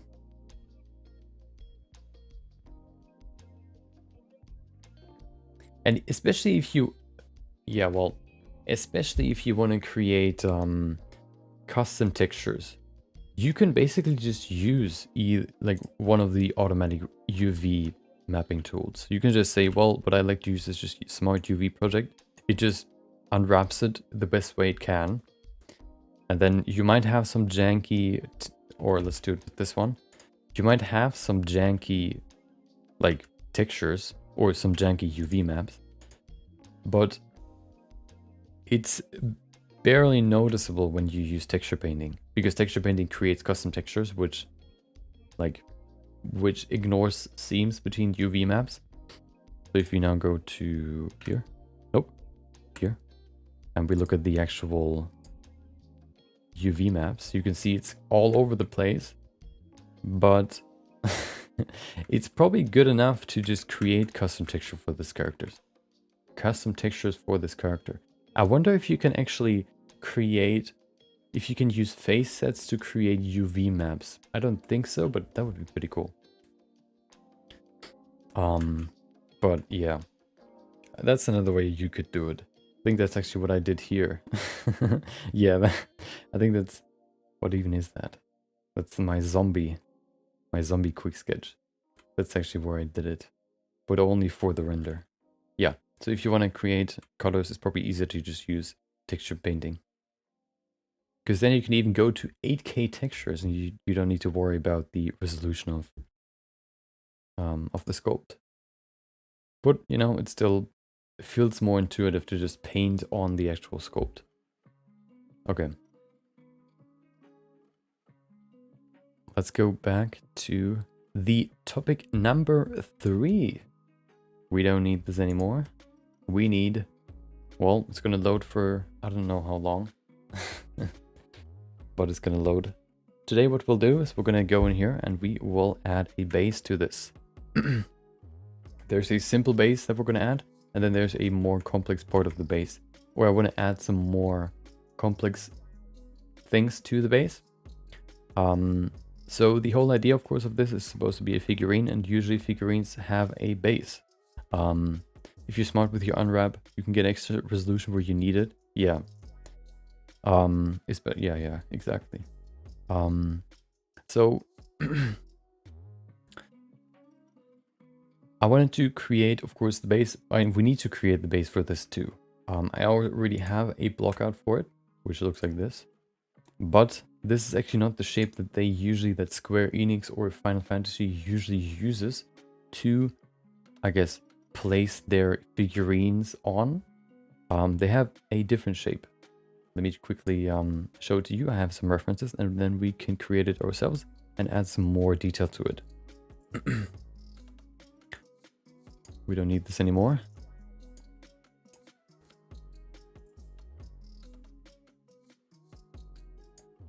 Okay, there you go. So, let's go to some references first. Let me go back here. There you go. So I have grabbed some references. So, you know, if there's already, I guess, a series of figurines, or if I kind of create something, for example, from Square Enix, I want to kind of, I guess, respect the way they do it. Which is why we, for example, for a Final Fantasy figurine, look at how they create characters so that it looks like a Final Fantasy figurine. And to make it look even more like a Final Fantasy figurine, we also need to, I guess, copy or at least get inspired by how they create their figurine, I guess, base plates. Let's go to here. I have some references. So the first one is this one. This one's just like a basic, I guess, you know, plate. Nothing really special about it. It only really highlights the character. The character is the only really interesting thing here. Maybe you can say, well, Final Fantasy VII, I think it is. The name is interesting too, but he isn't really placed in an environment. There's nothing else sort of grabbing your attention except for the actual sculpt. This is the first version, I guess, of figurines that they have. Then there's this one, where you have a figurine on this sort of, I guess, more ornamental base. This one's actually more common, at least from what I've seen, for the figurines. This one, of course, is like a, I guess, smaller figurine, so the base is a little bit, I guess, simpler. But then if we go to some more high resolution figurines, like this one is actually the actual collector's edition figurine of the new expansion that comes out. This one's the figurine that you get with it. So you can see right here we have this circular sort of ornamental base, and then we have some more environment underneath the character, basically. There's the character, and then we have the environment around him.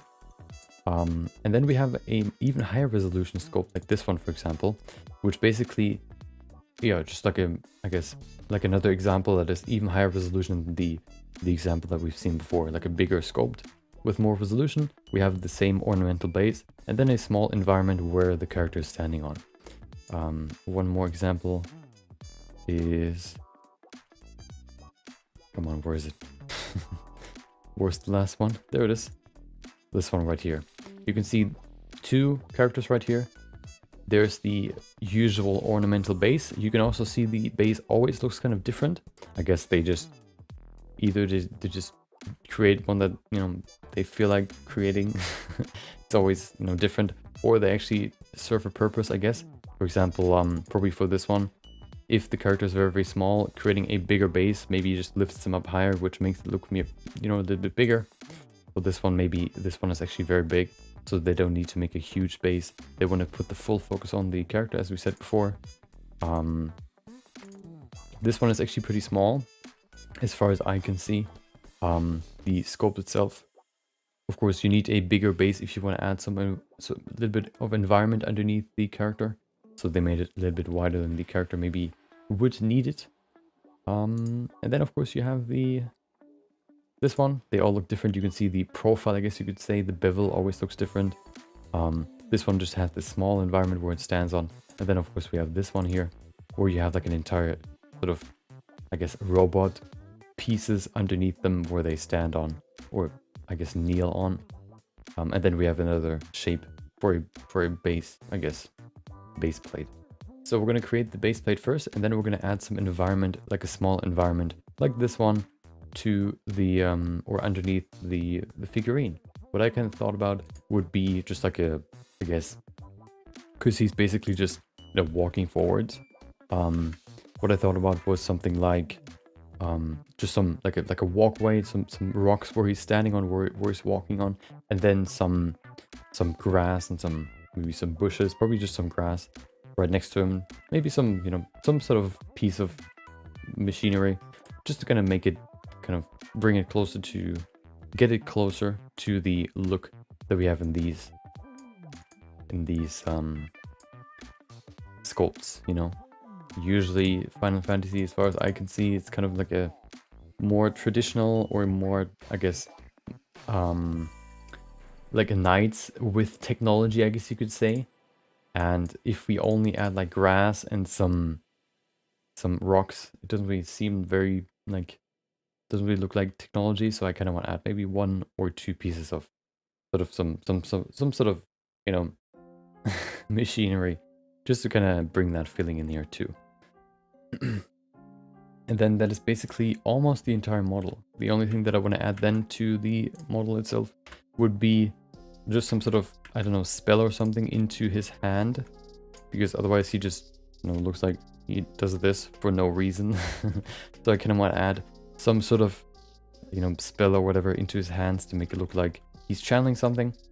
And then we basically have the model. Then I want to just add some more detail to the cloth, and then we have everything in terms of the model done.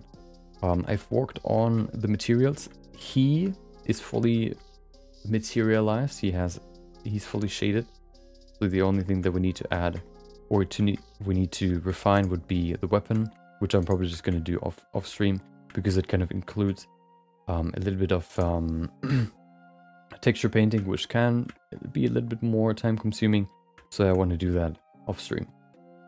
I want to do, you know, adding materials to the Wraith, and then we basically have everything that we need. Add the Nogi logo in his hand underneath the base. Yeah, I think that's the best place to place it. The best spot. Probably gonna place it in there. Okay, yeah. So we're gonna do the base today, and then we're gonna do the we're gonna start modeling the environment. Of course, the good thing is the base is pretty variable, so it's always a different shape. So we can create our own sort of ornamental, I guess, bevel pattern. I kind of probably want to make it pretty flat, looking at all the, I guess, examples, because, you know, this is quite a, I guess, high and wide sculpt or model. So I don't want to take up too much space with the base. I think the easiest way to actually create a base would be to use either a curve or I think we're going to use a curve. The way that we're going to use the curve is we're going to need I think we need 2 curves. So let's use the first one. I'm actually going to make a new collection right here. There you go. And this collection will be for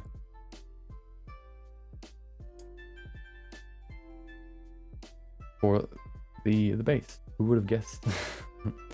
There you go. Call it base final. No, let's call it base, and then I'm going to create one that is, I guess, raw and then final. Let's call this one base raw and then base final.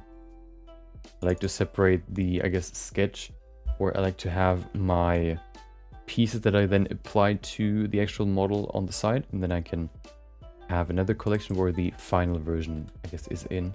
So if I want to create a new final version, I can still do that. Base final. Curve with screw modifier maybe, or just extrude and scaled cylinder. I thought about either using the screw modifier, or I want to use no geometry. I want to use a path. I'm not quite sure if it works, but I think it will. Oh, hello. Median. I want to use a path. 2 paths. There you go. Let's place them somewhere over here, because that there is some geometry right there. I can place it over here. And then what I want to do is I want to apply... I can probably rotate this too. Okay. And then I want to use this.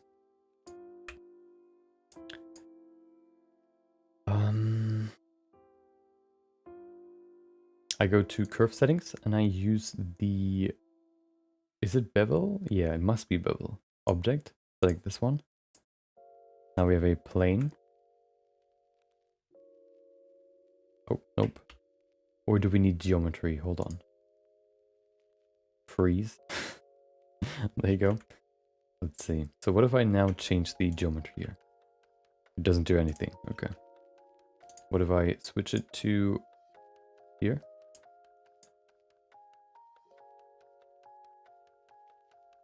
Okay. Oh, I know how. We need to do both. Let me show you what I mean. We need a circle. We need 3 objects. So we have a circle. We have a length, I guess, curve. What we need to do now is we need to go to the, I think, geometry. We select this. Oh. Nope. Then we need to set it to object. There you go. So we have a cylinder, because we use the circle curve for the shape, and then we can use this curve for the taper.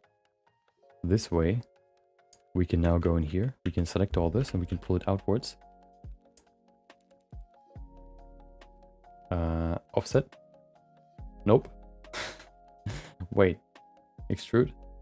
Nope. Wait, what? Oh, hold on, I changed the settings on the wrong curve.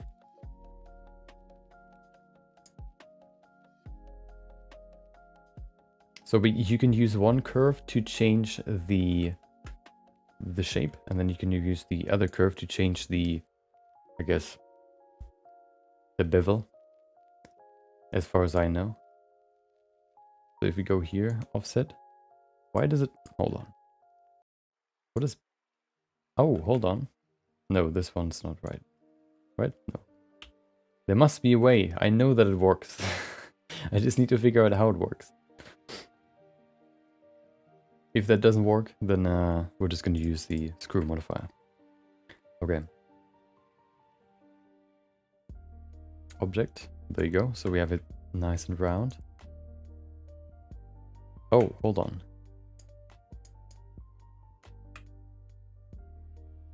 No.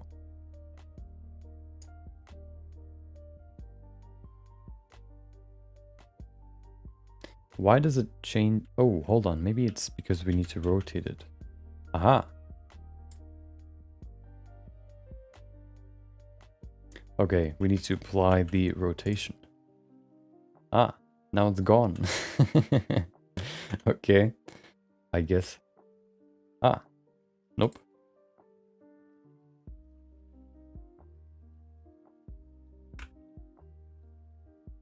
Okay.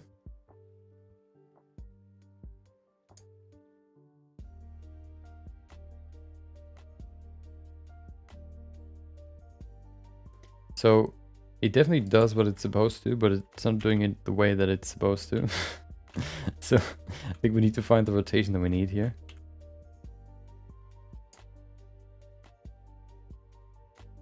Come on.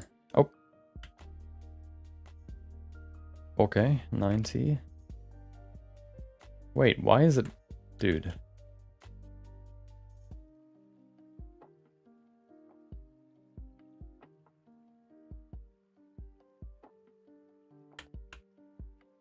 Why?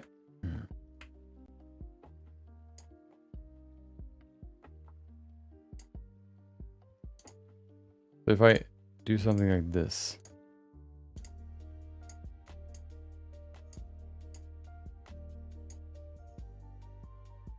Okay. Override, multiply. Nope. Add. Oh.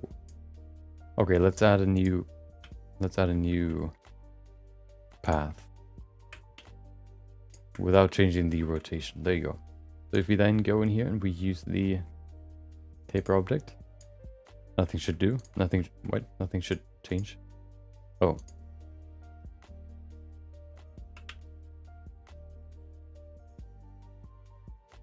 Ah, okay, perfect. So we need to pull it out like this. And then we can change the... Oh, hold on. I guess we just need to work in this view. We can then move this.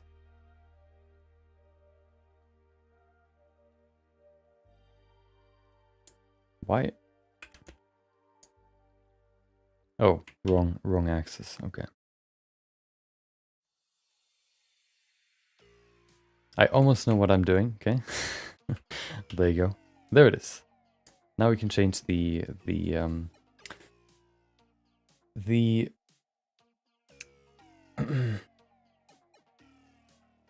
I guess the taper.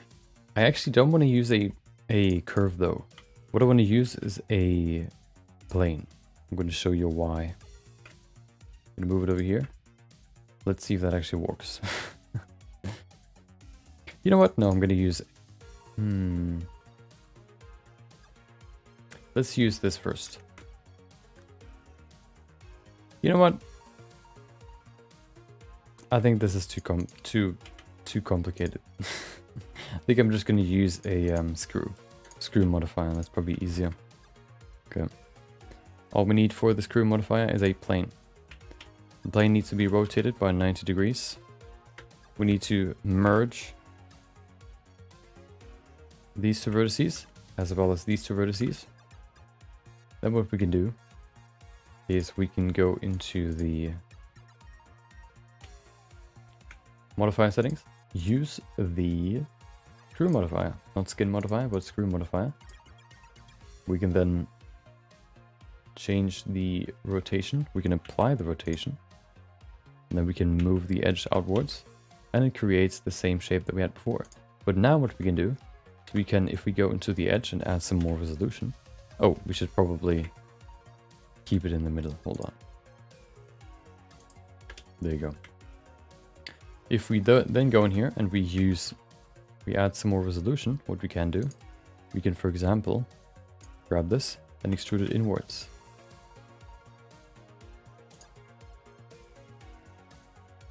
And then we can remove this face. Nope. Only face, and then this edge. And then we have the shape. This way we can create our own little base. Okay. Let's grab the references, put it on the screen so we can see what we have to work with. We have some inspiration. Well, then we can create our own. I think the best one the one that I like the most is probably this one. I think it's this one.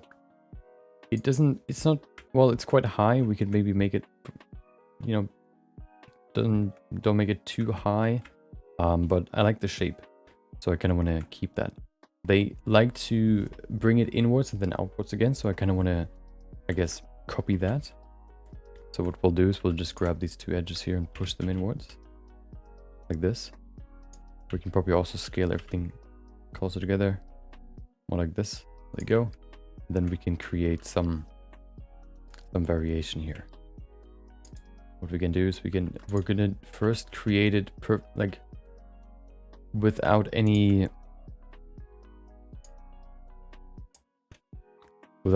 I guess, smooth corners. We're gonna bevel them afterwards. Okay. I actually want to have one more here. Move it higher. And then align it with the other one. Set it to active. There you go.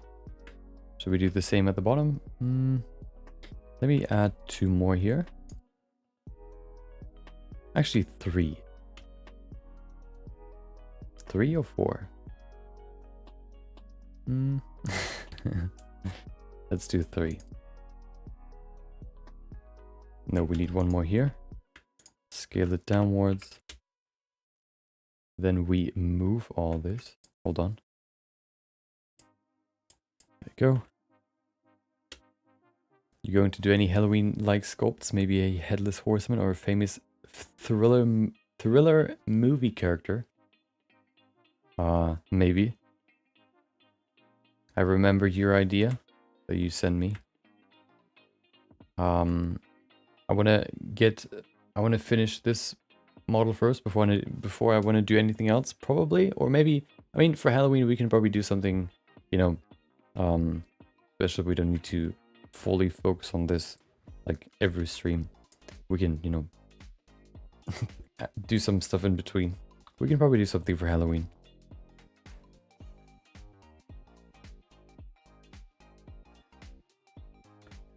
Oh, hold on. There you go.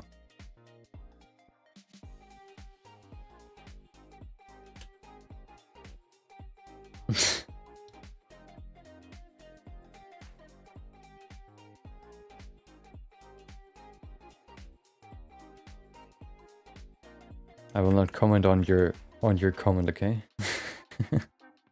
Hustler. Okay. I like the sort of pattern. It's too deep in my opinion, so we can probably pull it out a little bit. I also probably want to remove this. I think this is too much detail. So I'm gonna remove this edge. There you go. We can maybe even remove this edge. Both edges. There you go. And then we move it further out. Maybe a quick sculpt jack-o'-lantern would be either easier in the schedule. I think if I want to do something like this, a quick sketch wouldn't really be enough. I think we can do like a 1-day project, or maybe even 2-day project. I think that could be pretty cool. Okay. But we need to do it before before Halloween, so I can post it as a video on Halloween. So we're gonna do a pre-Halloween sculpt. Okay.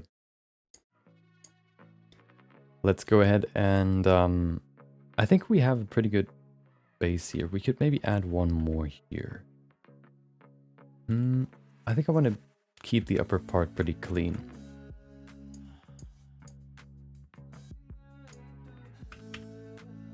I think that's pretty cool. Then we can go into the corner here.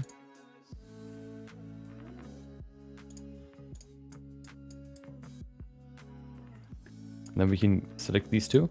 We can press Ctrl B to bevel them, press V for the vertex, and then we can add more resolution to add a different, more resolution to the bevel. Change P to change the profile, bring it outwards, like this. Perfect. Looks pretty weird. Let's set it to flat. It is flat. Wait, what? Why is it automatically smooth, shaded smooth?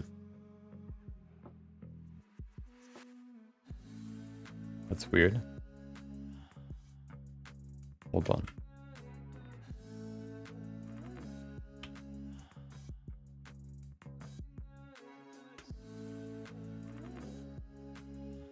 Why does it look so weird? Well, I guess I'll keep it like this. Back to square one. Too many emotes. Stop spamming emotes, please. Okay. Nightbot doesn't like Halloween.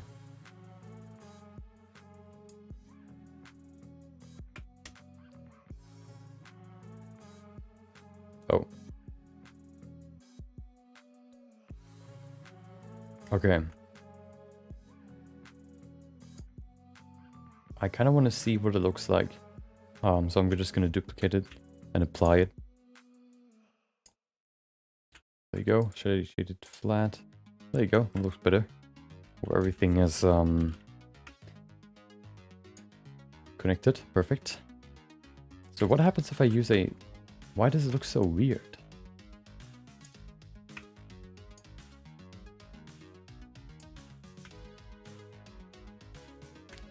Why does it sharpen the edges like that? That's annoying.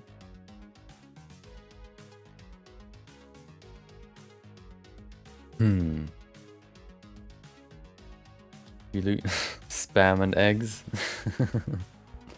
Never tried spam.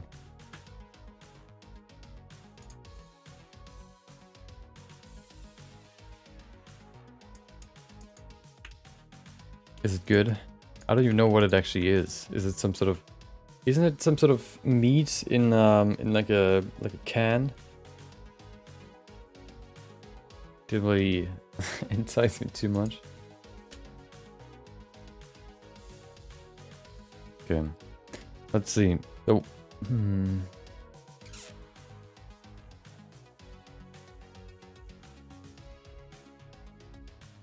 Meat, yeah. So I don't really get why it sort of... Why it sharpens the corners. It shouldn't do it. It shouldn't do that. Because why would it? It doesn't do it up here. So why would it do it down there? There's nothing different.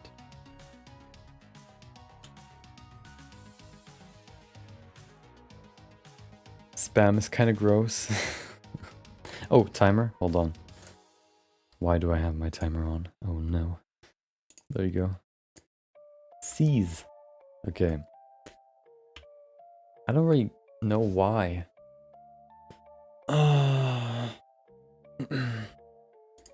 You know what? I want to try another technique. Hold on. So the technique that I want to use... Oh, we can actually use the profile that we created. So I want to duplicate this. And then I want to remove the modifier. I will then duplicate it again. I will say convert, exactly, convert to curve. Now it's a curve. There you go. And then you might already know what I want to do. So I'm going to use a good old path.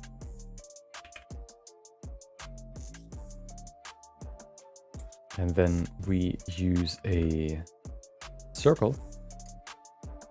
Coming all the way back to what we tried before. Go in here. Nice. Doesn't work. Why not? Dude. Oh, I know why.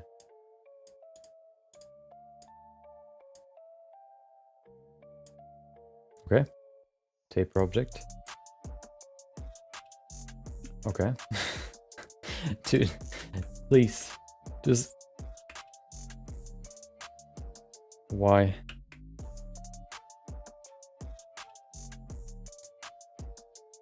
Ah. There you go. And then we need to change the length of the curve. There you go. Problem is, it doesn't really... Needs more resolution. So we can probably just go into the curve. And we can change the handle type here. So if we change this handle type... Wait, I actually moved it inward, but I wanted to move it outwards. Oh no. Oh no, it is outwards, okay. So if we change the handle type here, handle, set handle type, automatic? No. Which one's the Bezier? Ah. We can remove this one. Oh, can we? Yeah, no, we don't. Hold on. We can move this upwards. Do the same with this one. make it nice and round. There you go. Well, that's not really round. Hold on.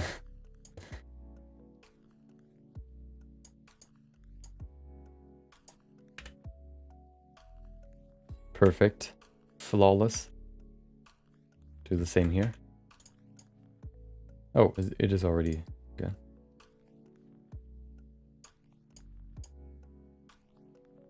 Perfect.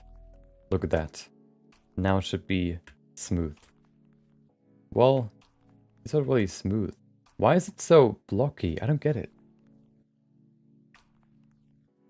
Chorizo and eggs is muy bueno. Yeah, I also feel that it's more complicated than it needs to be, but I'm getting fooled by Blender right now. Why is it so low res? Although it shouldn't be.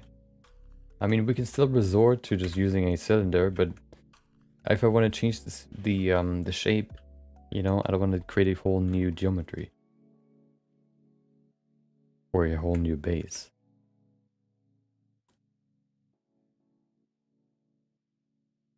You know what? Screw it. We don't need you. We don't need all of this. Let's just make it, you know, the easiest way possible. Using an icosphere. No, using a cylinder.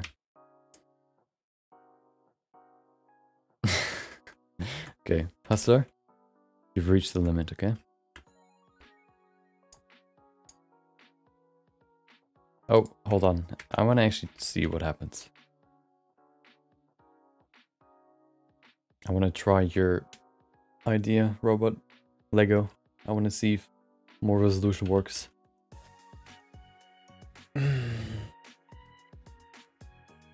Come on. I just want to work. Sounds like the perfect excuse to drink.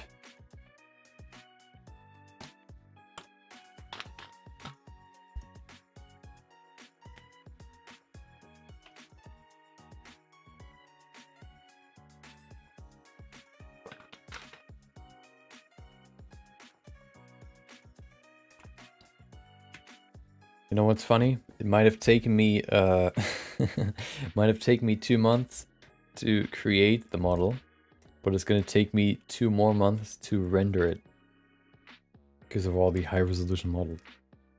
So that'll be fun. Probably I want to actually do like a small like animation, but I think if I want to do that in cycles, it's gonna take me, I don't know, half a month to just render it out.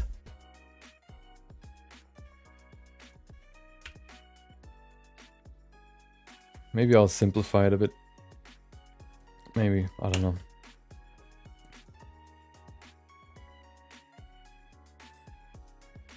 You know what happened to the messenger in the Bible? He died, okay? So tread lightly. Cycles X? Yeah, that might be a good idea. Okay.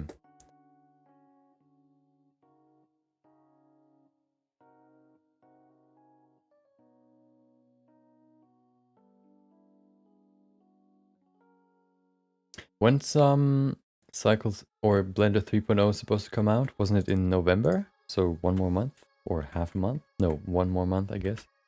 Maybe even 1.5. Okay, so let's see. Resolution preview. Smooth. Well, that doesn't do anything. December 3rd. Oh, okay.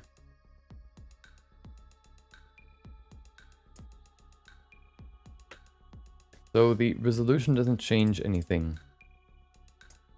Maybe change. Oh, maybe it does it. Maybe it does in here. What does offset do? Oh.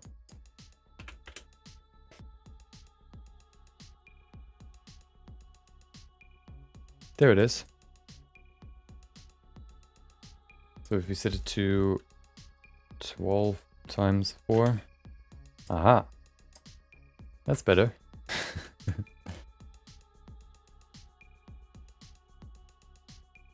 We can do the same for the curve too.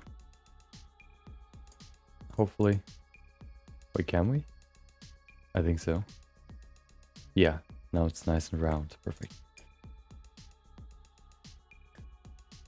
The alpha is pretty reliable at this point. I mean, it looks as long as it doesn't crash constantly when I render, you know, render all this stuff, then we should be good.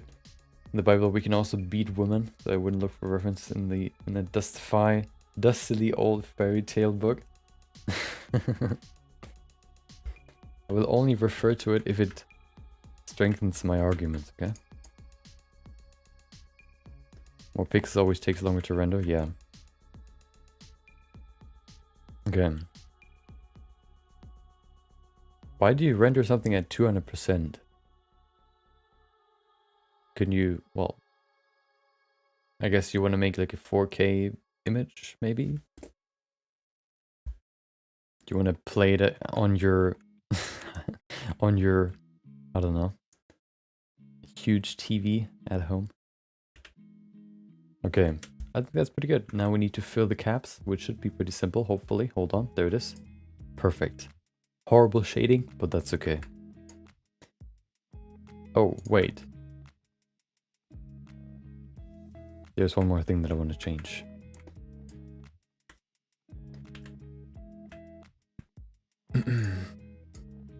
This will be annoying. Let's see.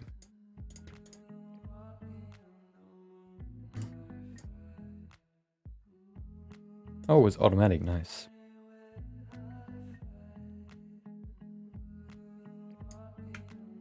That's better. More detail, okay. Yeah.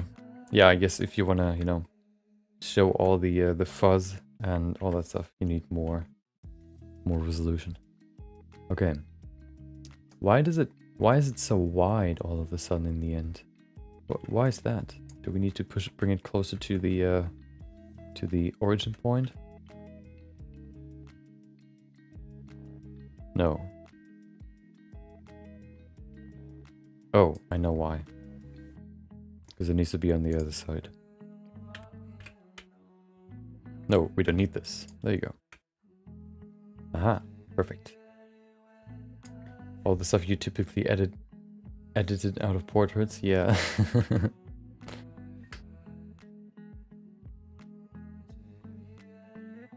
Okay, I'm gonna make a new version here. There you go. Everything that makes you... you know, photography tries to make you look more unrealistic, and 3D modeling tries to make you, or tries to make humans look more realistic.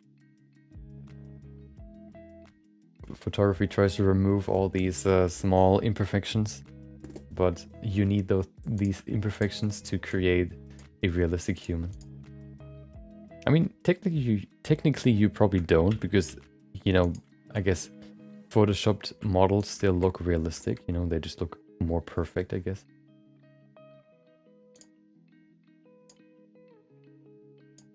Or if you want to be very, very, I guess, I don't know, philosophical, you could say we're now sort of, you know, we're now used to the look of unrealistic proportions and, I guess, you know, like Photoshop faces that we don't even know what a realistic human even looks like. So we see these faces as natural. Could be. Nope, that was horrible.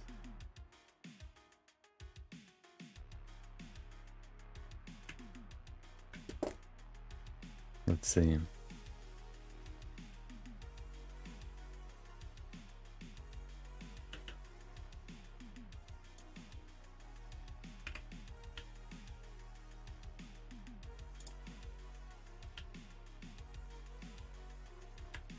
Why is this one not moving? Ah.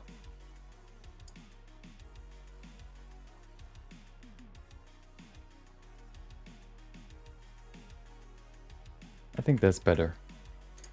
Okay. So I want to include, of course, everything. Good thing is the Wraith is floating, so we don't need to necessarily include all this. I want to base it more on him, on the actual Reaper. The Wraith is still sort of, I guess, is still supposed to stand on the base, but it's not the main, I guess, part. So we're going to place it just slightly more over here, so that he still has the, he's closer to the middle, but the Wraith also has like a small little spot on it. There you go. You can see the scythe is perfectly not intersecting with anything. So all we need to do now is we can go to the next step, which would be... Wait, I want to see what it looks like in reverse. So if we move this 180 like this, I think I like it more when it's the opposite way, because then it looks more stable. This way it kind of looks very like unstable. Who would have guessed? The opposite of stable. I think this, oh, that's better. Yeah, I think so. Dude, I think I've never heard this song. What song is that? Never heard that song before. Artificial Daydreams. Okay.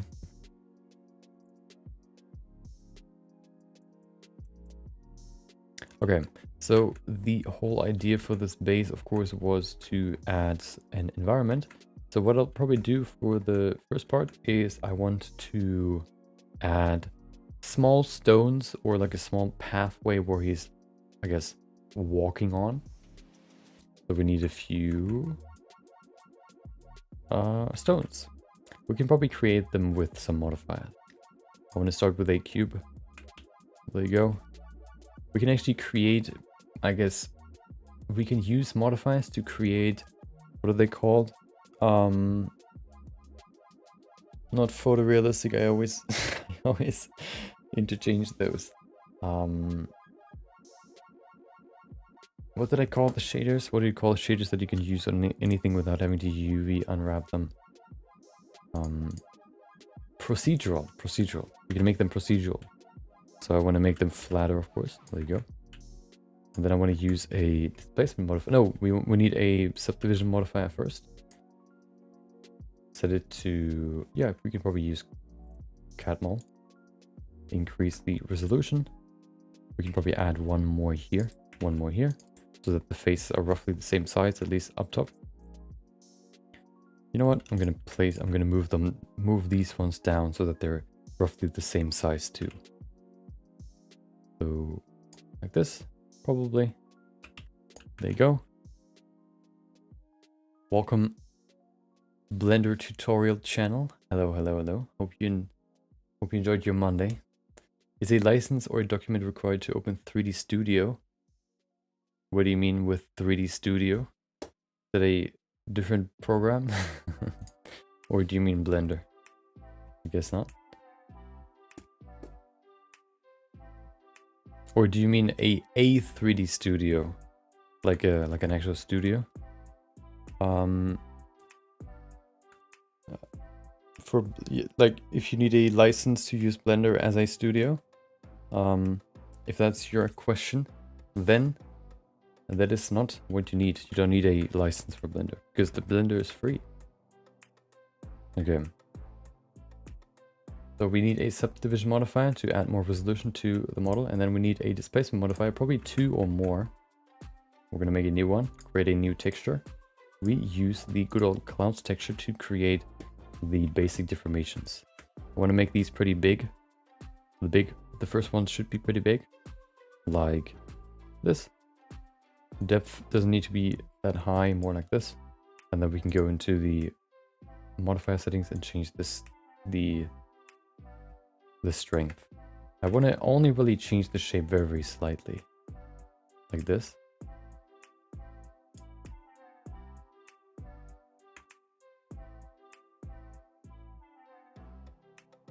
There you go.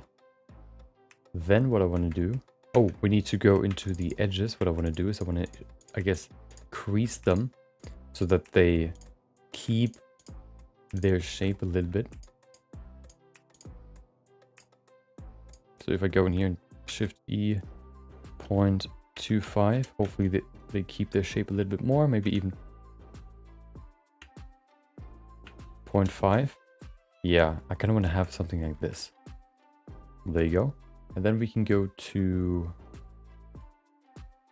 Do we need soft or hard? Yeah, soft. So we have some basic deformations. Now we can add another modifier. Another displacement modifier. And we use a new texture. Which one? What's that called? Texture 4. It's on displacement texture. There it is. So this one's another clouds texture, which is good. We need to have more depth. There you go. And then we also need to change the size to something like this. And we also need to change the strength. We can see some weird displacements there. Some weird deformations. Maybe we shouldn't use crease. Problem is now it's quite soft, but we can probably work with this. We can maybe even just use a crease of 0.25. Okay. So now to make it actually procedural, to make every single, I guess, every single stone procedural look different from the one before that, we can use an empty. We're going to use this empty. We're going to move it over here. And then we're going to go to the displacement coordinates and set it to object. We then we select the empty right there, which means if we now move this empty, the displacement will move according to the position of the empty, which also means if we move this object, it will also change. If we do the same for the displacement down here, the same one here, we do the same there, and then we can see it moves both. So if we now go in here and we place a path of these. There you go. Something like this, you know, just like randomly, maybe even scale them down. We can see they all look different. There you go. This way you can very, very easily create procedural, I guess, stepping stones without having to do a lot of modeling. We can then use sculpting to refine them, but I think this makes up for a good base. So let's remove all these. So now we have a good, you know, good base to work with. Let me sit down real quick.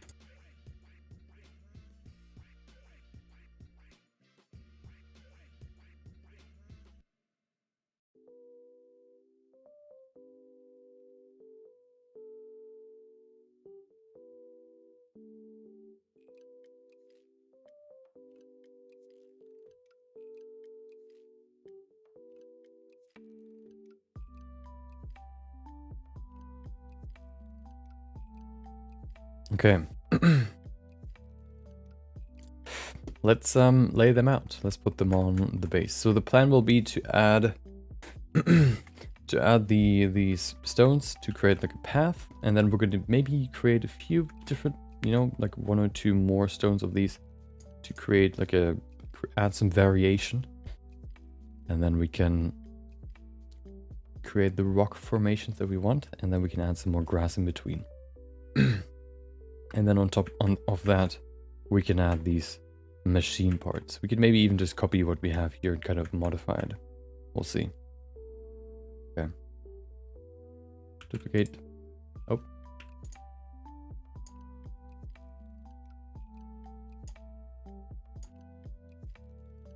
What we can also do is we can now enable snapping. Which means if we now snap it onto... Oh, we can't. Because we need to apply the space. Which is annoying, but I guess acceptable. I guess we can say convert to mesh. And there you go. Now we have a nice mesh, which looks horrible. But that's okay. We can, I guess, refine it afterwards if we want to. But now what we can do is we can actually enable snapping and place the stone on on the base. I wonder if you can exclude objects from snapping. Because right now, if I want to place a rock underneath his foot, I would have to kind of go like on a very, very shallow angle and place it underneath his foot. I wonder if you can just exclude objects from the snapping.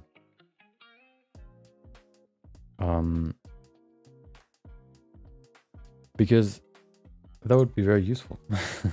Let's see. Blender X. Oh. Exclude from snapping.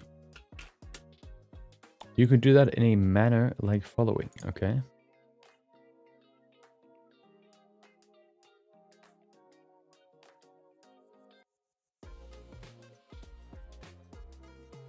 Select both source and target object for snap. Now press Shift H and do your operation. Okay.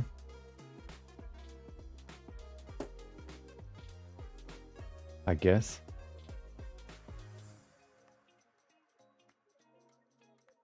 Yeah. Yeah, what happens there is I guess you isolate them. If you press either slash or Shift H, I guess, you hide everything except for that object, which is not what I want to do. I want to show everything except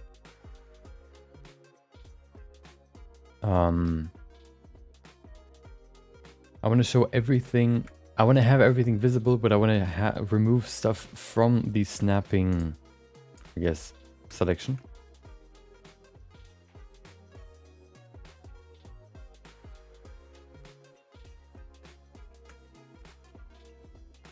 Which doesn't seem to work. Which is annoying, but you know, what can you really do? Wait, you know what? I just looked through the first option. Let's see if there's anything better here. I don't think there is, though. Yeah, no, I don't think there's any. There's a good solution except to just, I guess, isolate the two. Which we can probably do, to be honest. Yeah, let's do that. Okay.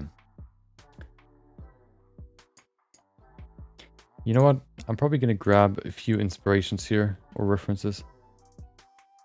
A hotkey for snapping? Yeah, Shift Tab enabled snapping, but I want to remove objects from the snapping, I guess. Yeah, I don't know. You know, it's not supposed to snap to the boot, but it's supposed to snap to the floor underneath the boot. Oh. Oh.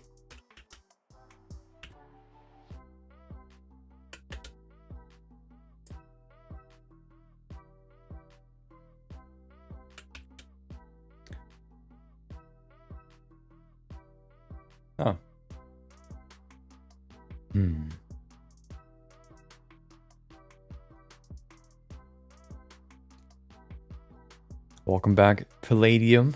Hope you enjoyed your Monday. Welcome back, welcome back. You can see we're working on stones. Going to show you what we've done so far in just a sec. Yeah, I don't think you can do more than isolating it, which is annoying, but I guess, you know, what can you do?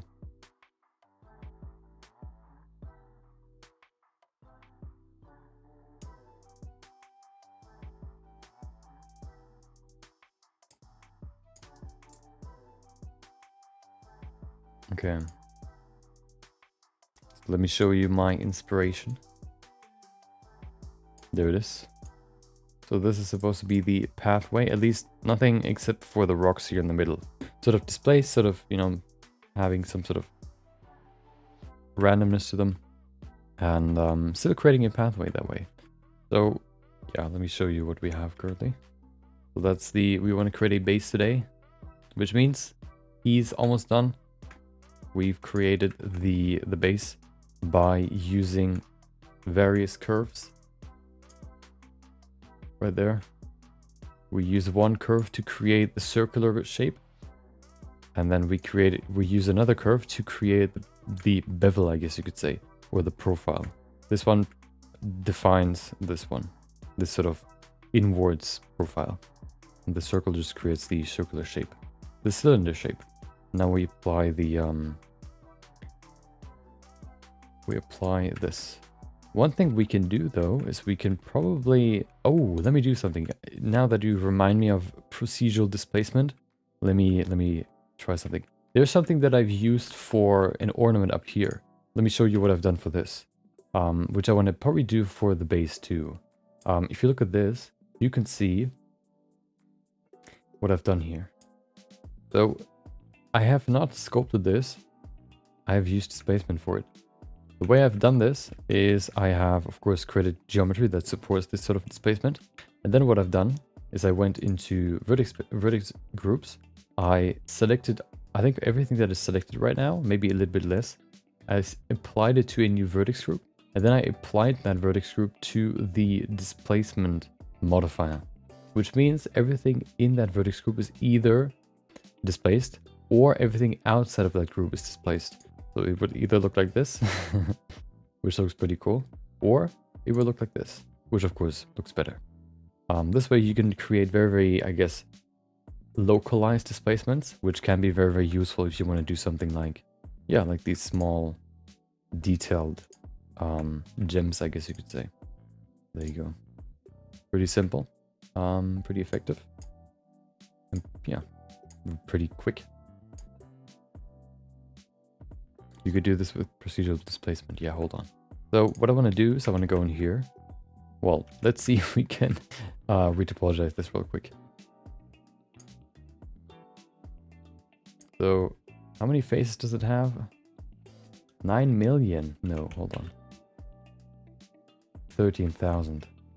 You can probably work with 5K maybe. So 5K. Let's do 10K. Remesh. Symmetry. Do we need symmetry? I guess we can enable that. Detect hard edges. Okay. Remesh. With your shader? What do you mean? Oh, you mean the displacement? Yeah. That's interesting. What is that?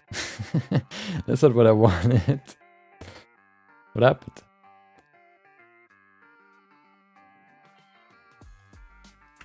Oh no. Wait. What happened to my base? It just it just vanished.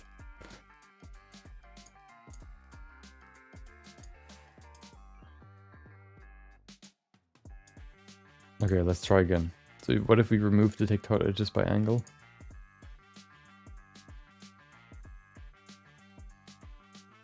Okay. Why? Do we need more resolution? That should... no.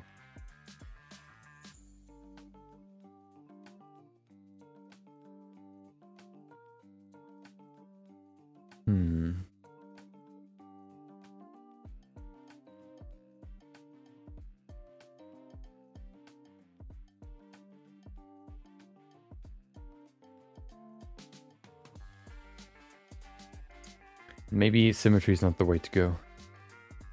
Okay, let's try again.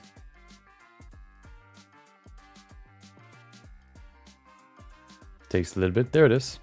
Aha! Look at that. Oh wow, what is that? Why is it... oh, hold on. We should probably do something before we remesh it. The cap is not actually applied to the base, I think. Yeah, it's not, it's removed for some reason. So we need to apply it first. Merge by distance. So now it's actually applied. Same here, right? Whoa. Yeah, it is. Okay. So let's remesh it now. Okay. I'll ping you if mine turns out well. Okay, okay, okay. I'm excited. There it is. That's better. Probably too much though. We don't need that much. Let's go with 5K.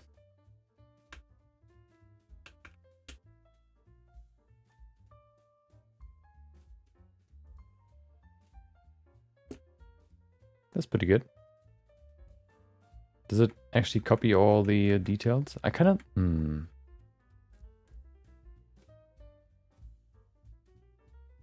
I guess we can just move it upwards here.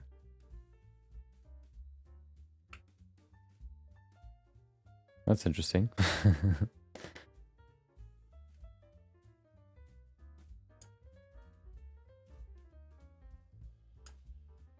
Oh, I know why. Because we have snapping enabled.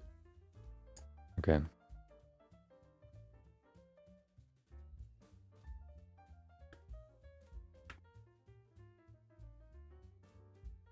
Okay. Perfect. Then we can bevel it. Wait. Should we bevel it? No, we can... What is that blue line again? Isn't that creasing? No, that's red. What is blue again? I can't remember. Now we can use subdivision surface. I mean, the subdivision modifier to add more resolution. We can then go in here and create some edges. I mean, some bevels. Mark sharp. Mark sharp. Control E. Oh, so it's basically Shift E but constant. So without a gradient or like a spectrum, basically, I guess. So if I press Control E, clear sharp. No, that was seam. Clear sharp. Okay. Yeah. Oh, for the shading probably, right? Yeah. Okay. There you go.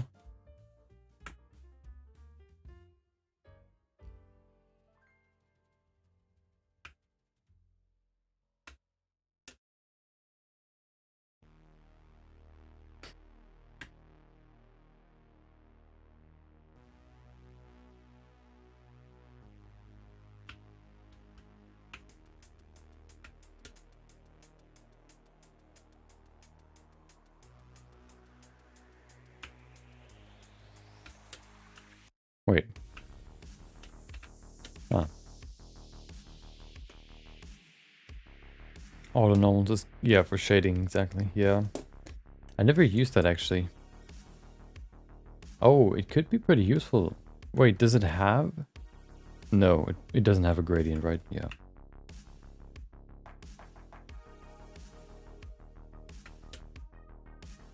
Might be pretty useful, actually. I actually never used that before, though. Maybe I should.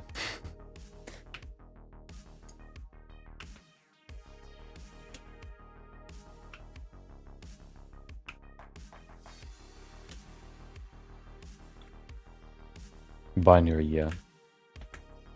That's what I thought.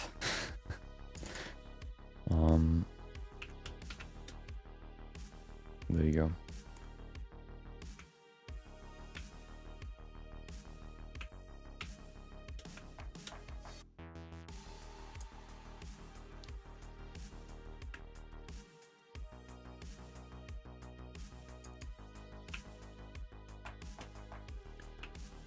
Clear sharp, there it is. Okay. Oh, a few more down here. Shift E, 0.5, and then we do the same here. Okay. I don't want to make it perfectly sharp, I just want to still have like a small crease right there. That's why I set it to 0.5 instead of 1. There you go. And then what I want to do is I'm going to remove this real quick. I want to select this. Select the inner part here. Maybe the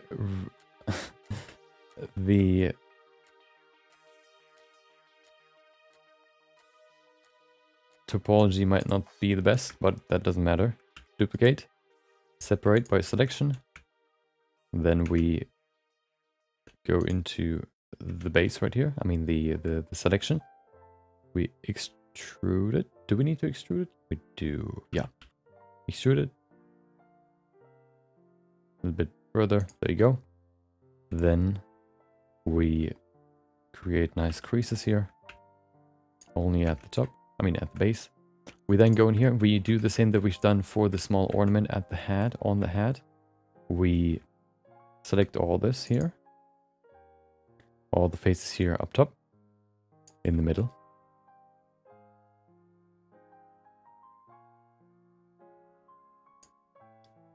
There you go. We create a good old vertex group. Assign. We can call it displacement if you want. Disp. And then if we go to the modifier, use a displacement modifier. Hello. We can use a new texture. Make it easier. Probably clouds again. Set it to... Oh, we need to go to the modifier and apply the displacement. The vertex group. Then we can change the strength, so we only have a small change there, and we can create a small... We can create a good base, I guess you could say. Let's go back here to the texture and just kind of add some more resolution. We can maybe also work with 2 displacement modifiers here. So we can create one that is quite small or quite smooth and big for big displacement, and then we can create another one for smaller displacements. We can maybe even include these vertices. Let's see. I think I like that when it's like a more, I guess, soft edge. I don't like the pinching though. We can probably smooth that out though later. Okay.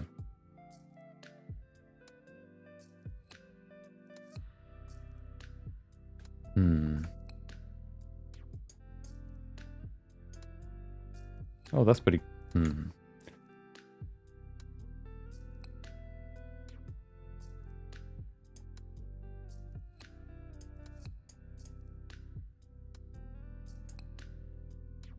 I think that's pretty cool.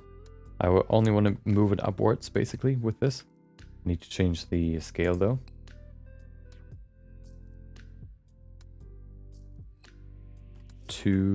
I think that's enough. Let's go in here, change... Oh, add another displacement modifier. Add a new texture.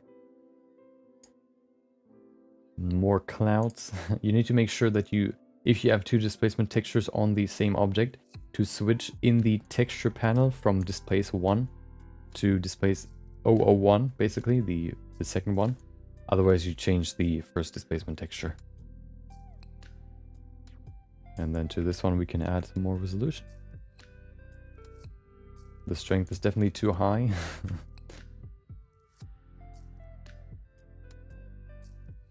We can maybe even remove the pinching by just moving it outwards with the second displacement. I think that could be a good solution here. Like this. There you go.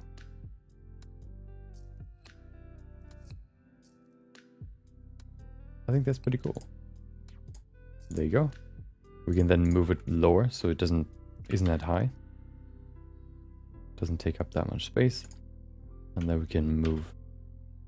Hold on. We can move these vertices up.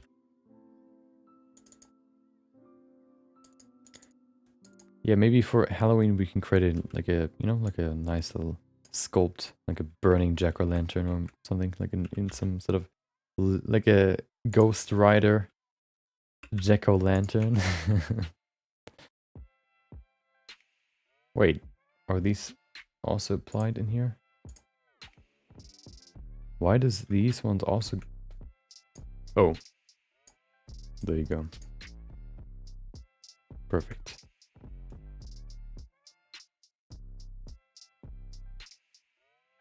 Okay.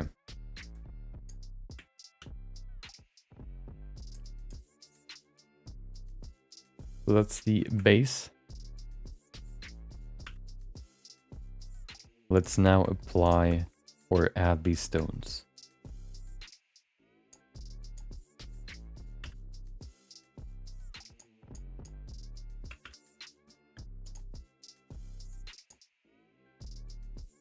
Are they too big? Maybe. Maybe. Let's make them a little bit smaller. Actually, no, I'm gonna keep them that big. Maybe even bigger. Like this. They will lose some resolution, but I think that's okay. Now we can place them here. Oh, snapping enabled. There you go.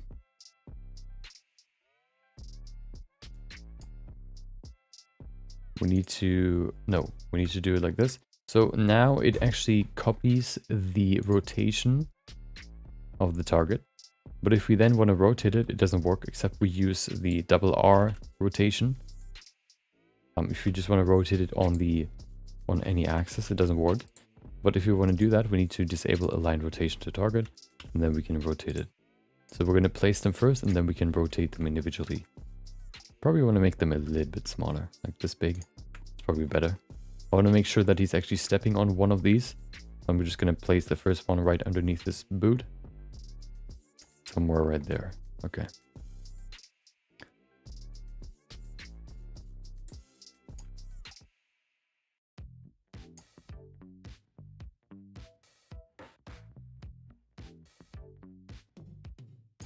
There you go. That's the first one.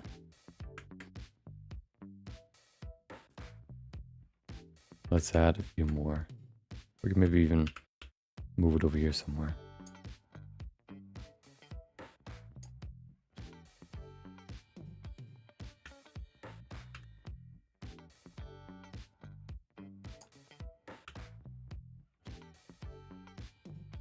Oh.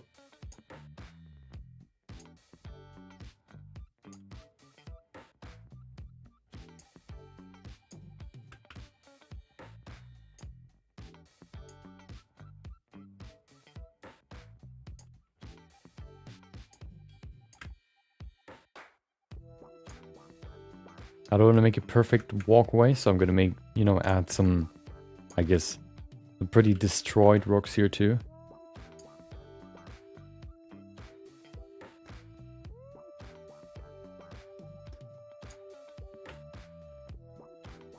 There you go. Let's see, where's the foot? There it is. Kind of excited to try this with nodes now. Placing all these rocks. Yeah. Geometry nodes, I think, it can be really, really cool. But it seems like they're very close to procedural, like very complex procedural textures where they need a lot of math. And even though I... well, let's say I don't like math that much. I had it as a sort of main subject in school, in high school, but that doesn't mean that I like it. I had the decision between between math or German, and I thought, well, at least in math I know what I do wrong. When you know, study languages, you kind of just have to, I guess, practice and hope that you write something good, which I always hated, so I chose math over, I guess, praying.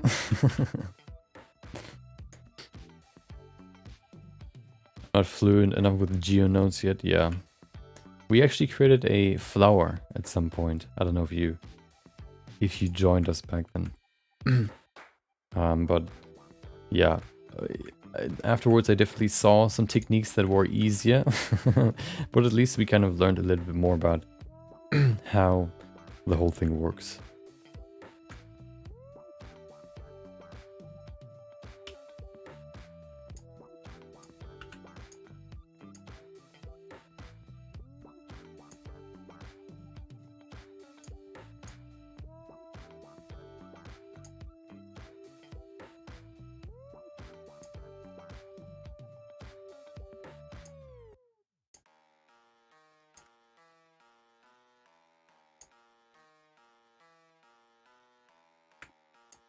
So now that we have a good base, we can add some smaller ones here. So I'm just gonna do this, make them smaller, and put them here in the middle.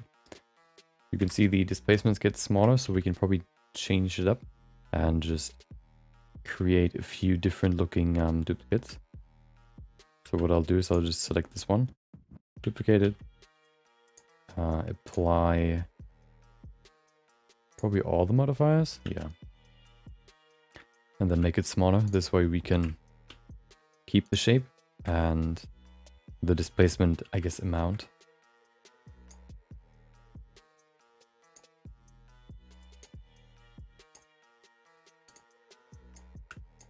Of course, they all have the same shape, but we can change that in sculpt mode. We can also bury them in the ground, I guess. They're gonna be a lot easier in 3.0, maybe.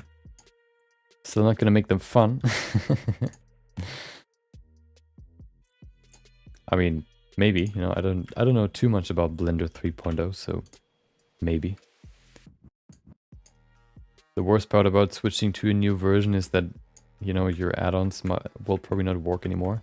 But of course you can always just open the file in an older version most of the time at least. Or you just, I guess, import your model for retopology, for example, to an older version and then re-import it to your original file.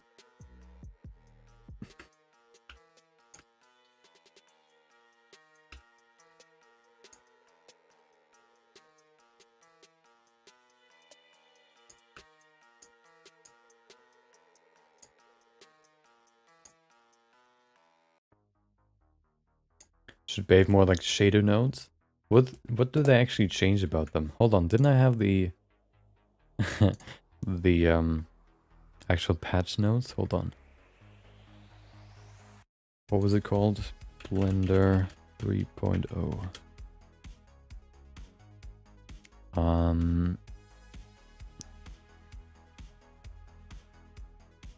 Where would it be?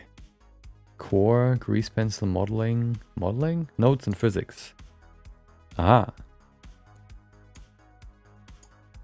Geometry nodes. In Blender 3.0, geometry nodes has been extended with a reimagined method for designing node groups, a new attribute system, many new nodes for interaction with curves, text data, instances, and much more. Bold words are the names of the new nodes. Geometry nodes makes use of a new concept for passing around data and functions. Operation can be built from basic nodes. Oh, removing the need for named attributes as a way to store intermediate data. Wait, operation can be built from basic node. Oh, so nodes will be the new attributes, I guess. So there will be a node, I guess, that will be just create, or nodes will create attributes themselves, maybe. With fields, it's much easier to build node groups for higher level concepts. Data flow nodes that usually pass around geometries, or field nodes that build operations to be used by the data flow nodes. Okay.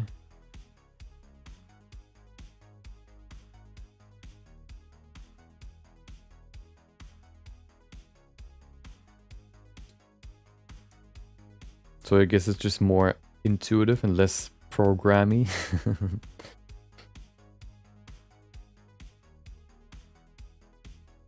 Okay. Yeah, a lot of changes. I don't know too much about geometry nodes, so I can't really judge all these changes.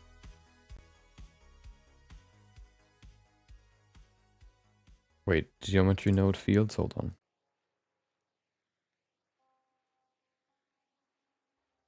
There it is. Yeah, that's what we read with the new way attributes work.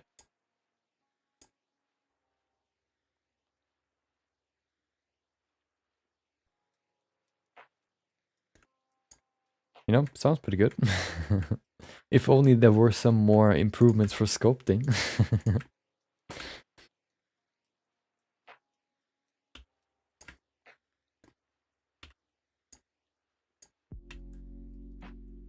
It's like everybody, you know, it's Christmas, everybody gets a present, and then you're the only one that does not get a new console. You're just getting a new toy to play with. You're happy for everybody else, but then you're sitting there with nothing new. Trying to make the best out of your new toy, while seeing all the other kids playing with their new consoles, inviting you over. Hey, you want to play on my console? Hey, yeah, maybe. I would like to have that at home. Yeah, you just get socks. No, you basically get nothing. You get some, not even that. I wanted to say you get some shoes to run faster, but you don't even get performance improvements. You get nothing. They put a lot into sculpting in the last versions. Maybe. Yeah, maybe. Well, there's never an end.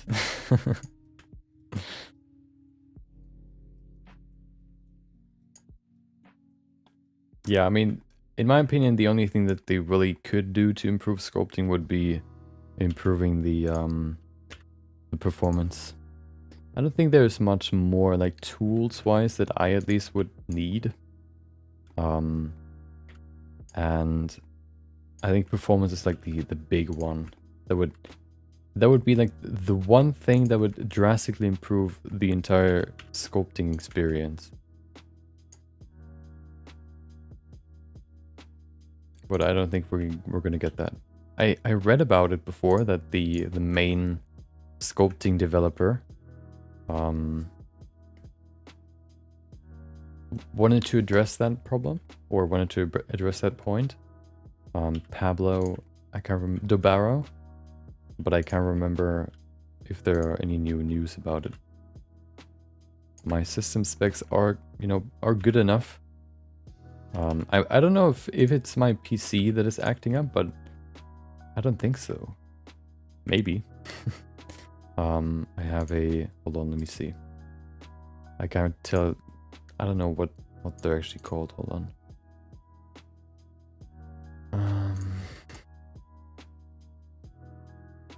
Manager, device manager. There you go. I have a NVIDIA GeForce GTX 1066 GB and then a AMD Ryzen 7 1708 core processor plus, I think, 32 gigs of RAM.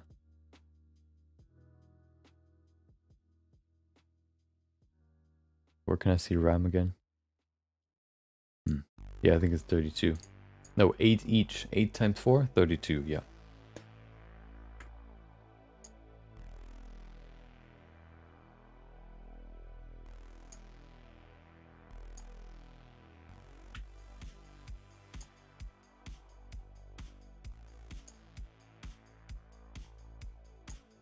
For example, for the orc, for the last, I guess, quicker scopes that we've done for the female orc character, as well as the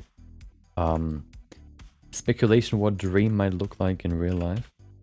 I was pretty, you know, Blender was struggling when I added some higher resolution stuff.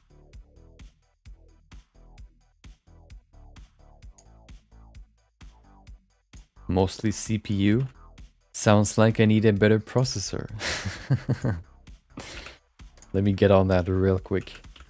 Let me just quickly grab the best processor that exists. And then realize afterwards that it's been Blender all the time, like since the beginning.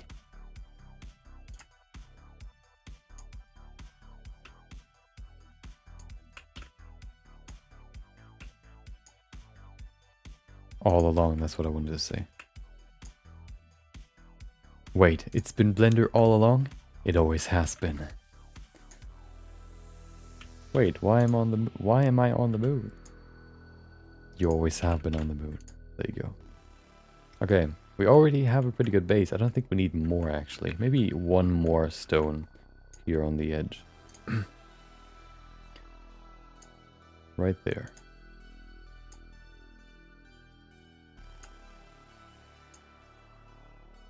Okay.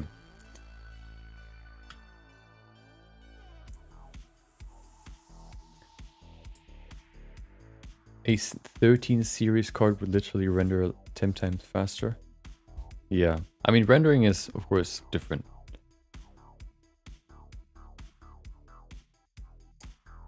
Also, rendering depends on what you render, you know. Hair, for example, is easier for the CPU. I don't know about the rest.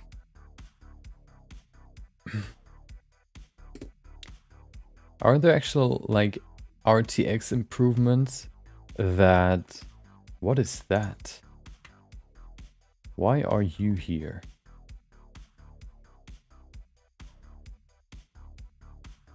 Aren't there RTX improvements that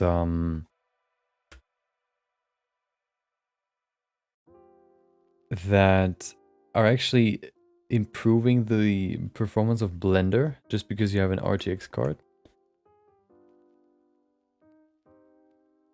I think that's what I read at some point. I know you have CUDA or whatever that improves like the performance in general. But I think there's even more. I think, oh, for denoising, I think you have improvements when you use RTX cards. And then ray tracing, yeah. Have you seen the the demos of somebody using like an RTX 3090 and then using Cycles X with viewport denoising, where it almost, maybe with the new, like in the next generation or the one afterwards, you basically have EV in Cycles because it's so fast in denoising that you basically have like a pretty sharp image in the viewport, which is pretty crazy. So if you, for example, hold on, I want to show it to you. What is it called again?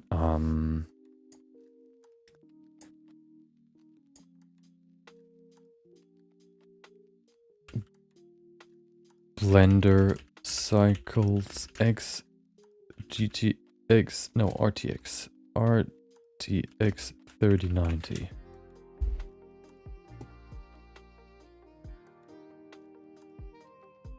There it is.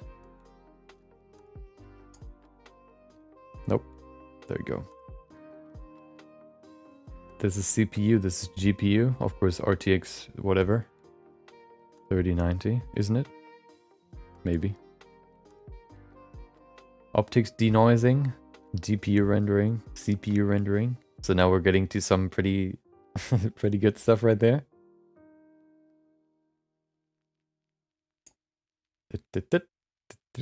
I saw another demo that was a little bit more compact.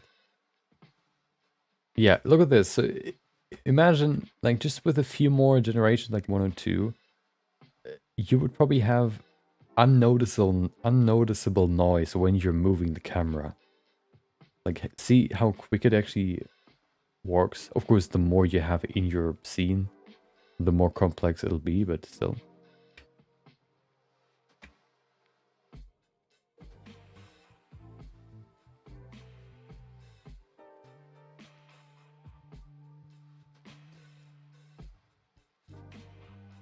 Oh wait, isn't that... Hold on. Where's the actual... I found a comparison, but I can't find it anymore.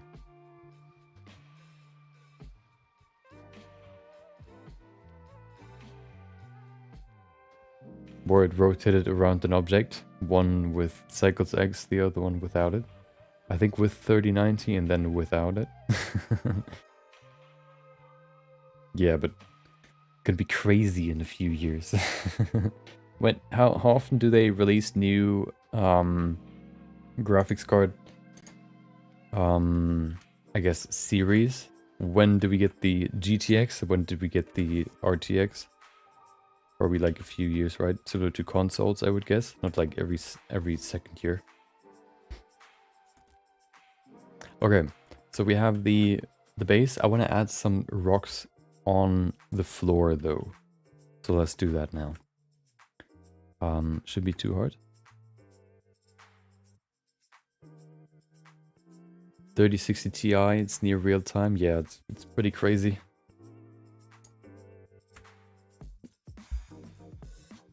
Okay, so we could probably just duplicate this actually. And we can scale it down. Nope, we need to scale it this way. Make it a nice little cube. There you go. I want to remove all these things. We don't need this. Okay. Nice. So we have a little little pebble right there. We probably only need let's keep 2 displacements. And then I wanted to apply it to the ground so that it's in between these rocks. So we can probably use particles, or we use geometry nodes. I like particles more because I understand particles better. So let's create a good particle system here. We're gonna go to emitter, number, okay. Velocity 0.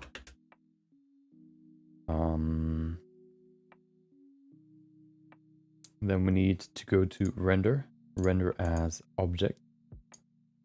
Which object? We need instance object, this one. There you go, now we have small little pebbles all over the place. We need to change the scale, let's set it to 0.5 maybe. We need to increase the randomness so that they're bigger and smaller. We don't need that much, probably, more like 0.5. We can make them smaller. I think that's pretty good. There you go. And then we can increase the amount, but before we do that, I want to apply field weights. No, not field weights. I want to apply vertex groups. So we do the same that we've done before. We're going to go in here. We're going to select the middle. Pretty random, like this. Doesn't need to be perfect. Then we will create a good old particle system. I mean, a vertex group. Call it particles assign, and then we're going to go to weight paint, and we will smooth the weight. There you go. Just smooth it out. We're going to remove the edges now, because we don't want to have the stones on the side. We need to set it to... Oh, that's the wrong brush. This one, set it to draw. Weight 0, and then we can remove the weight on the side.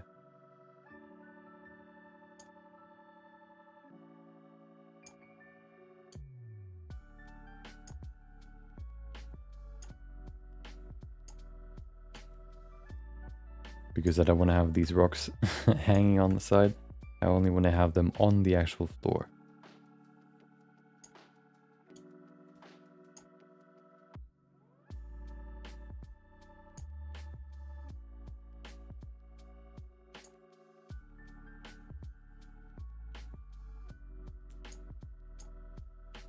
Okay.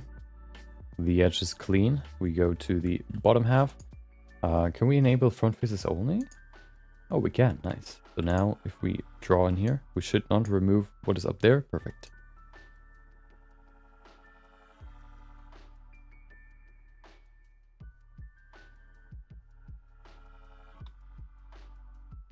Okay. There you go. Remove all these. All this weight. Go back in here. We then apply the density particles. There you go. Now they're all in the middle. We can then go and bring it back. We can also probably remove some resolution from this pebble because they're quite small. They don't need to be that dense. Probably 3 is enough if we shade it smooth. There you go. Look at it. Perfect. We can maybe even shade this smooth.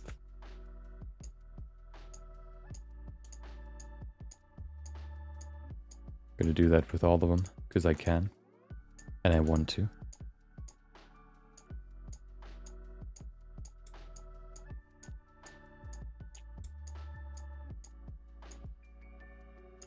Okay. And then we go in here and we use... Oh! We can make it more effective actually. Let me make a new vertex. Yeah, let's do it again. We're gonna go in here and we're gonna change the weight again. I don't want to, you know, most of these will be underneath plates, so I'm gonna make very deliberate, I guess, weight that will be in the gaps between these plates, so we don't waste all these pebbles, which will then be like hidden basically. I don't want to waste geometry when you can't even see it. Let's remove all this.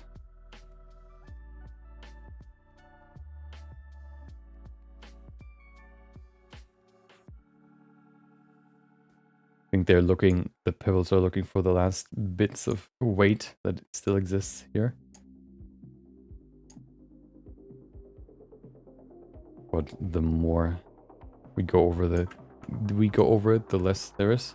We can also go into Alt Z mode to see the weights a little bit better. But I think that's good enough. We can then unisolate, and then we just use we use a positive value. Oh, strength 1 should be good enough. Let's set it to, yeah, that should be good. And then we draw here in between. Doesn't work. Why? Is it too small?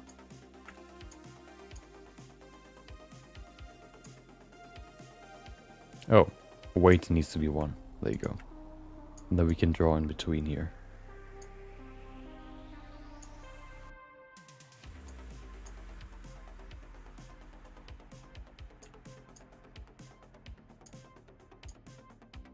There you go.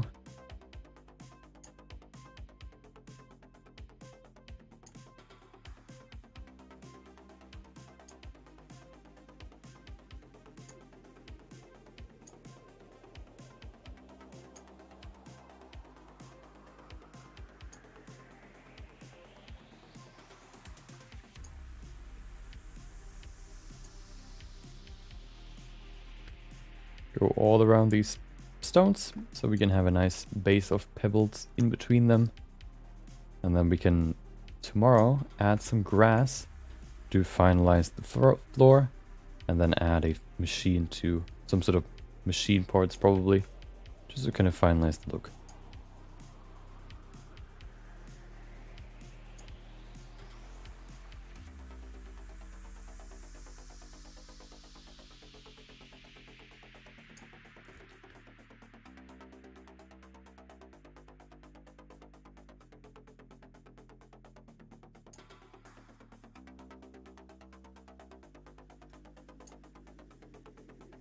Okay, there you go. I think that's pretty good. Let's go back, object mode. We probably need some more pebbles though. We can probably also make them a little bit smaller. Oh, we can do that in the particle settings. Particle settings, scale, 0.2. And then we need to increase the amount. Let's set it to 5,000. That's better. I think that's pretty cool. We can then add a... maybe we can add a sort of texture here for this, for the floor too, to make it a little bit rougher. Right now it's quite smooth. And then we have a nice filler here in the middle. We can maybe add a little bit more. We can also change the seed to place them somewhere else. Of course, one thing we can have to accept is that they're sort of, sometimes they're intersecting, but I think that's not too bad for these. We can also randomize the rotation. I think that is pretty important too, otherwise they all have the same shape, the same visible shape. So if we go in here and we change the randomized face, we need to set it to none. Randomize. Which one changes the glow wheel? No. Why do they not rotate? There's something wrong.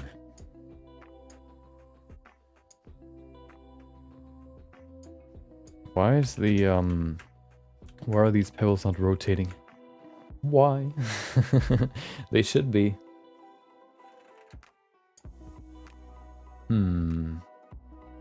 Which one did I use? I always like to use rotation because randomizing the rotation is always nice, but I can't remember which one I use. Because they don't change at all. Like with none of them, with none of these settings. None doesn't change it.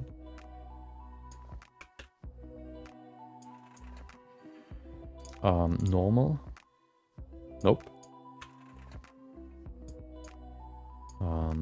normal tangent? Nope.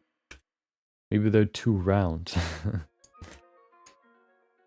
Velocity per here. Or here. Nope. Global? Nope. That's interesting. I wonder why. What if I apply the rotation on this pebble? Does that change anything? Probably not, right?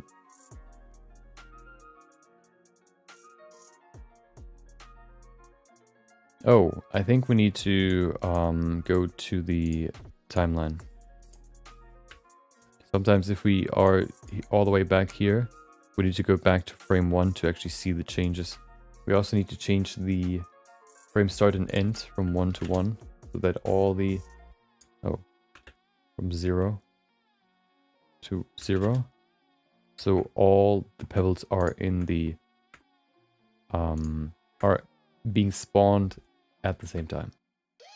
Which means we don't need that many. Let's set it to 2,500. Yeah, that's better. So that's, I think, pretty good. One more thing we need is random rotation, which should now work because frame 0 cannot be cached, as far as I know.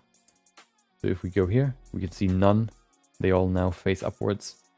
We can then randomize them, which does nothing. Perfect. Maybe we need normal. What about normal? Ah, there you go. Now we can randomize the rotation, and now they all rotate in a different direction. There you go. Perfect. Look at that. Perfect intersection. I mean, that's not really something we can change, I think. I don't think there's particle collisions, so that's just something we have to accept. But I don't think that's too bad. Better than placing them all by hand. We could maybe use geometry nodes, although I don't really know if you could use... Oh, you can use geometry nodes to let them not intersect, but I don't want to do that now. Maybe I'll do that off stream. Maybe that's a better way to do it. But if that's the better way to do it, I will discover that off stream. This will be the end of today's stream. Hope you enjoyed it. Hope you maybe learned something new, you know, with the explanation of my workflow. Maybe you want to do another, or you want to do your own environment sculpt. We learned a little bit more about Blender 3.0. We finished quite a lot today. We created the base and then also the ground, like the base stone rock formations for the ground.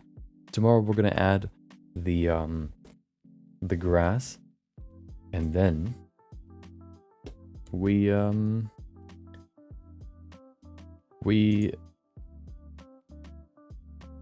basically almost done. We're gonna add a spell. We're gonna add that, put that into his hand, and then we're done. All we need to do, well, I always say we're done, but then there's one more thing to do, so I'm just gonna say we're almost done. Hope you enjoyed today's stream though. Tomorrow we're gonna, you know, add some grass. Maybe you like to see that.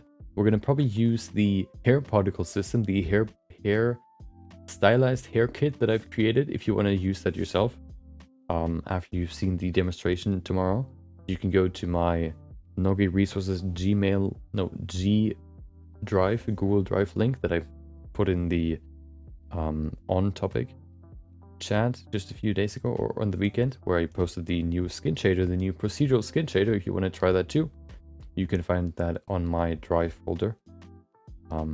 The link should be in Discord, so if you're not in Discord yet, make sure to join. You'll not only see when I go live, you can also, you know, chat with other members of the community, or post your pieces and get some personal feedback on them, or of course ask some questions.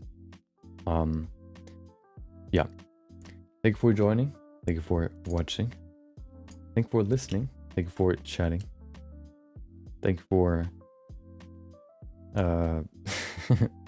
listening again, or just being here.